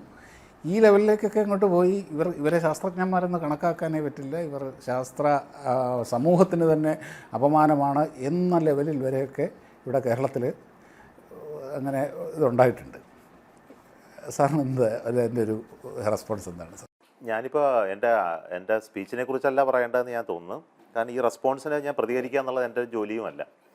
കാരണം അത് ഓരോരുത്തരും അവരവർക്ക് ശരിയാണെന്ന് തോന്നുന്നത് പറയുന്നു. അപ്പോൾ എനിക്ക് ശരിയാണെന്ന് തോന്നുന്ന കാര്യം ഞാൻ പറഞ്ഞു. എനിക്ക് ഒരു കാര്യം പറയാൻ കഴിയും, ശാസ്ത്ര മേഖലയിൽ കോൺട്രിബ്യൂട്ട് ചെയ്തിട്ടുള്ള ഒരു വലിയൊരു സ്ഥാപനമാണ് ISRO. അവിടെയുള്ള ആളുകളെല്ലാം ശാസ്ത്രജ്ഞന്മാർ തന്നെയാണ്, എഞ്ചിനീയർമാർ തന്നെയാണ്. അവർ അന്ധവിശ്വാസികളോ അന്ധവിശ്വാസ ജഡിലമായ റിസർച്ചുകൾ നടത്തുന്നവരല്ല. അവർ നമ്മൾ ടെക്നോളജിയിലും എഞ്ചിനീയറിംഗിലും പ്രവർത്തിക്കുന്നവരാണ്. അത് ഞങ്ങൾ അതിൻ്റെ റിസൾട്ട് മുന്നിലുണ്ട്. അതുകൊണ്ട് അക്കാര്യം പ്രൂവ് ചെയ്യേണ്ട ആവശ്യമില്ല. മറ്റൊന്ന്, ഓരോ വ്യക്തിയും ഒരു സമൂഹത്തിൽ ജീവിക്കുന്നവരാണ്. നമ്മൾ സമൂഹത്തിൽ നിന്ന് പറിച്ചു മറ്റുകൊണ്ട് സയൻസ് മാത്രമാണ് എന്നൊന്നും കരുതി ഒരു സമൂഹത്തെ മുന്നോട്ട് കൊണ്ടുപോകാൻ പറ്റില്ല. ഒരു സമൂഹം പല കാരണങ്ങളാൽ നിയന്ത്രിക്കപ്പെടുന്നവരാണ്. നമ്മുടെ ജന്മം കൊണ്ടുണ്ടായ നമ്മുടെ സ്വഭാവവിശേഷം, നമ്മുടെ കൾച്ചർ, നമ്മൾ ജനിച്ചു വന്ന രാജ്യത്തിൻ്റെ സ്വഭാവവിശേഷങ്ങൾ, നമ്മുടെ ഭാഷ, നമ്മൾ മറ്റു വ്യക്തിയോട് കാണിക്കുന്ന ബഹുമാനങ്ങൾ, ഇതെല്ലാം നമ്മുടെ ഒരു ഭാഗമാണ്. അതിൻ്റെ ഭാഗമാണ് പലതും നമ്മളെക്കുറിച്ചുള്ള സ്പിരിച്വൽ നമ്മുടെ ആയിട്ടുള്ള ജേണിയുടെ ഭാഗമാണ്. ഇതിൽ വളരെ റിച്ച് കൾച്ചറുള്ള ഒരു രാജ്യമാണ് ഇന്ത്യ. ആ കൾച്ചറിൻ്റെ ഒരു ഭാഗമാണ് ഞാനും മറ്റ് അനേകം ആളുകളും. അത് ഏത് മതത്തിൽപ്പെട്ടവരാവട്ടെ, നമ്മളെല്ലാവരും സ്വാംശീകരിച്ചിരിക്കുന്ന ഒരു അടിസ്ഥാനപരമായ ഒരു സംസ്കൃതിയുണ്ട്. അതിൻ്റെ റിഫ്ലക്ഷൻസ് നിങ്ങളുടെ എല്ലാ ജീവിതത്തിലും കണ്ടുകൊണ്ടിരിക്കും. അത് നിങ്ങളുടെ പ്രധാന ജോലിയായ സയൻറ്റിഫിക് റിസർച്ചിനെ അഫക്റ്റ് ചെയ്യുന്നുണ്ടെന്ന് ഇവർ പറയുന്നുണ്ടെങ്കിലും ഇതൊന്നും സംഭവിക്കുന്നില്ല എന്ന് എനിക്കറിയാം. അപ്പോൾ അതുകൊണ്ട് നമ്മൾ അതിനകത്ത് ഒരുപാട് അതിന് ഉത്തരം കൊടുക്കാനോ അതിനെ ഡിഫെൻഡ് ചെയ്യാനോ പോകണ്ട. അല്ല, ഇത് ഏറ്റവും കൂടുതൽ ഇത് സംസാരമാകുന്നത് നമ്മുടെ കേരളത്തിലാണെന്നുള്ളതാണ്. അത് ആയിക്കോട്ടെ, കാരണം സംസാരിച്ചുകൊണ്ടിരിക്കുന്നവർ സംസാരിച്ചുകൊണ്ടിരിക്കും, പ്രവർത്തിക്കേണ്ടവർ പ്രവർത്തിച്ചു. അപ്പോൾ എന്നോട് സംസാരിച്ച് 1-2 പേരോട് ഞാൻ പറഞ്ഞു, ഇപ്പം പറഞ്ഞു ഏറ്റവും വലിയ സയൻറ്റിഫിക് ടെമ്പറുള്ള രാജ്യമാണല്ലോ അമേരിക്ക, നാസയൊക്കെ. അവിടെ ഇപ്പോഴും കടൽ തിന്നുന്ന പരിപാടിയുണ്ടല്ലോ. എനിക്കും പോയപ്പോൾ അവരെനിക്കൊരു കടലക്കുപ്പി തന്നു. അതെ, ഓരോ ലോഞ്ചിൻ്റെ സമയത്തും കടല തിന്നുക എന്നുള്ളത് അതിനെ നമ്മൾ എന്ത് വിശേഷിപ്പിക്കണം? ഇത് തന്നെ ഞാൻ പറഞ്ഞിട്ടുണ്ട് പലരുടെ അടുത്തത്. അവരുടെ സാറേ, ഞാൻ പേഴ്സണലായിട്ടുള്ള ചോദ്യമാണത്. ഞാൻ ഒരുമാതിരിപ്പെട്ട എല്ലാ ലോഞ്ചുകളും, ഒരു സ്പേസ് പാഷനേറ്റായിട്ടുള്ളൊരു വ്യക്തിയാണ് ഞാൻ. ലോഞ്ചുകളും കാണാറുണ്ട്. അപ്പോൾ ഞാൻ സാറിനെ ശ്രദ്ധിച്ചിട്ടുള്ളത് പറഞ്ഞാൽ, ഇപ്പം പൊതുവേ ആ മിഷൻ കൺട്രോളിലിരിക്കുന്നവരുടെ ആ ടെൻഷനും പിരിമുറുക്കും ഒക്കെ നമുക്ക് ഇതിൽ കൂടെ കാണാം. പക്ഷേ സാറ് വളരെ കൂളായിട്ടാണ് ഇരിക്കുന്നത്, വളരെ കൂളായിട്ട്. പ്രത്യേകിച്ച് ഞാനത് ഏറ്റവും കൂടുതൽ നോട്ട് ചെയ്തത് ആ വൺവെബിൻ്റെ ഫസ്റ്റ് ലോഞ്ച് ഉണ്ടായിരുന്നല്ലോ ഒക്ടോബറിൽ കഴിഞ്ഞതല്ലേ. ആ സമയത്ത് ഞാനിങ്ങനെ ഒരു പറഞ്ഞില്ല, ഈ മനുഷ്യൻ ഇങ്ങനെ കൂളായിട്ടിരിക്കാൻ സാധിക്കുന്നു. ഇതുപോലൊരു കാര്യം വളരെ ക്രൂഷ്യലായിട്ടുള്ളൊരു മിഷനാണല്ലോ അത്. എന്താണ് സാർ അത്? ഞാൻ വേറെ ആരെയും അങ്ങനെ കണ്ടിട്ടില്ല ഇത്ര കൂളായിട്ട് ഇതുപോലൊരു സിറ്റുവേഷനെ ഫേസ് ചെയ്യുന്നവർ. അതിൽ ഏറ്റവും പ്രധാന കാര്യം, നിങ്ങൾ ചെയ്യുന്ന ജോലിയെക്കുറിച്ച് നിങ്ങൾക്ക് അറിവുണ്ടെങ്കിൽ നിങ്ങൾ ഓട്ടോമാറ്റിക്കായിട്ട് കൂളാവും. ഇപ്പോൾ നമ്മൾ അറിഞ്ഞുകൂടാത്ത മേഖലയിലേക്ക് പോകുമ്പോഴല്ല നമുക്ക് ടെൻഷൻ വരുന്നത്. ഇപ്പോൾ നമ്മൾ ഇരുട്ട് പിടിച്ചിരിക്കുന്ന ഒരു സ്ഥലത്തേക്ക് കടന്നു പോകുന്നു, വഴി അറിയില്ല, എന്താണ് അവിടെ നമുക്ക് വേണ്ടി വെയിറ്റ് ചെയ്യുന്നത്, മുതലകളാണോ സിംഹമാണോ എന്നൊന്നും അറിയാത്തൊരു കാട്ടിലേക്ക് കടന്നു പോകുന്ന ഒരാൾക്ക് തീർച്ചയായിട്ടും പേടിക്കണം. എന്നാൽ എനിക്ക് അറിയാവുന്നൊരു പാത്തിൽ കൂടെ പോകുന്ന ഒരാൾക്ക് എന്തിനു പേടിക്കണം? അപ്പോൾ നമുക്ക് ആ വഴിയെക്കുറിച്ച് നമുക്ക് പൂർണ്ണമായ ഗ്രാഹ്യമുണ്ട്. നമ്മൾ ചെയ്തിരിക്കുന്ന വർക്കിനെക്കുറിച്ചോ പൂർണ്ണമായ ഗ്രാഹ്യമുണ്ട്. ചെയ്തിരിക്കുന്ന റോക്കറ്റിനെ കുറിച്ചുള്ള പൂർണ്ണമായ അറിവുണ്ട്. ആ അറിവാണ് നമുക്ക് കോൺഫിഡൻസ് തരുന്നത്. അപ്പോൾ അതിൽ ചിലപ്പോൾ ഫെയിലറുകളുണ്ടാകും. ആ ഫെയിലർ ഉണ്ടാകുന്ന നമുക്ക് ചെയ്യാൻ കഴിയുന്ന പ്രവൃത്തികൾക്ക് അപ്പുറമുള്ള ഒന്നാണ്. അപ്പോൾ ആ അപ്പുറത്തെക്കുറിച്ച് വേവലാതിപ്പെടേണ്ട യാതൊരു കാര്യമില്ല. നമ്മൾ ആദ്യം ചോദിക്കേണ്ട ചോദ്യം, നിങ്ങൾക്ക് ചെയ്യേണ്ട കാര്യം നിങ്ങൾ ചെയ്തിട്ടുണ്ടോ? അത് നിങ്ങളുടെ സാറ്റിസ്ഫാക്ഷൻ ലെവലിൽ ചെയ്തിട്ടുണ്ടോ? ഈ ചോദ്യം രണ്ടും നമ്മൾ തീർച്ചയായിട്ടും ഇതിനുള്ളിൽ ചോദിക്കുന്ന ഒരു പ്രോസസ്സിൻ്റെ ഭാഗമാണ്. അതിനെ നമ്മൾ റിവ്യൂ എന്ന് പറയും. ഈ ക്വസ്റ്റ്യനുകൾ ലെവലിലൂടെ പല തലത്തിലുള്ള റിവ്യൂയിലൂടെ കടന്നു വന്നിട്ടാണ് അന്ന് ലോഞ്ച് ചെയ്യുന്നത്. മനസ്സിലായോ? അപ്പോൾ വേണ്ട ചോദ്യങ്ങളെല്ലാം ചോദിക്കപ്പെട്ടിട്ടുണ്ട്, അതിനുള്ള ഉത്തരങ്ങളെല്ലാം വന്നിട്ടുണ്ട്, ചെയ്യേണ്ട പ്രവൃത്തികളെല്ലാം വേണ്ട രീതിയിൽ ചെയ്തിട്ടുണ്ട്. പിന്നെ എന്താണ്? പിന്നെ ഇനി ബാക്കി നമുക്ക് ഒന്നും ചെയ്യാനില്ല. ടെൻഷൻ അടിക്കുന്നതുകൊണ്ട് പ്രത്യേകിച്ച് ആ റോക്കറ്റിന് അറിയുമില്ല ഞാൻ ടെൻഷൻ അടിക്കുന്നുണ്ട്. അതുകൊണ്ട് അതിനെന്തെങ്കിലും മാറ്റം വരുത്താൻ തീരുമാനിക്കാനും പറ്റില്ല. അപ്പോൾ ഏറ്റവും നല്ലത് ആ നിമിഷത്തെ എൻജോയ് ചെയ്യുക എന്നുള്ളതാണ്. അത് ഞാൻ തീർച്ചയായിട്ടും എൻ്റെ ജോലിയെ പോലെ തന്നെ ഏറ്റവും അധികം നോട്ട് ചെയ്തിട്ടുള്ളൊരു കാര്യമാണ്. അപ്പം ഇത്രയും സമയം നമ്മളോട് ചെലവഴിച്ചതിന് വളരെ നന്ദിയുണ്ട് സർ. ഇത് വലിയൊരു അസറ്റ് തന്നെയാണ് ഞങ്ങൾക്ക്, ഒരു വലിയ ഓണറുമാണ്. Thank you sir. Thank you sir.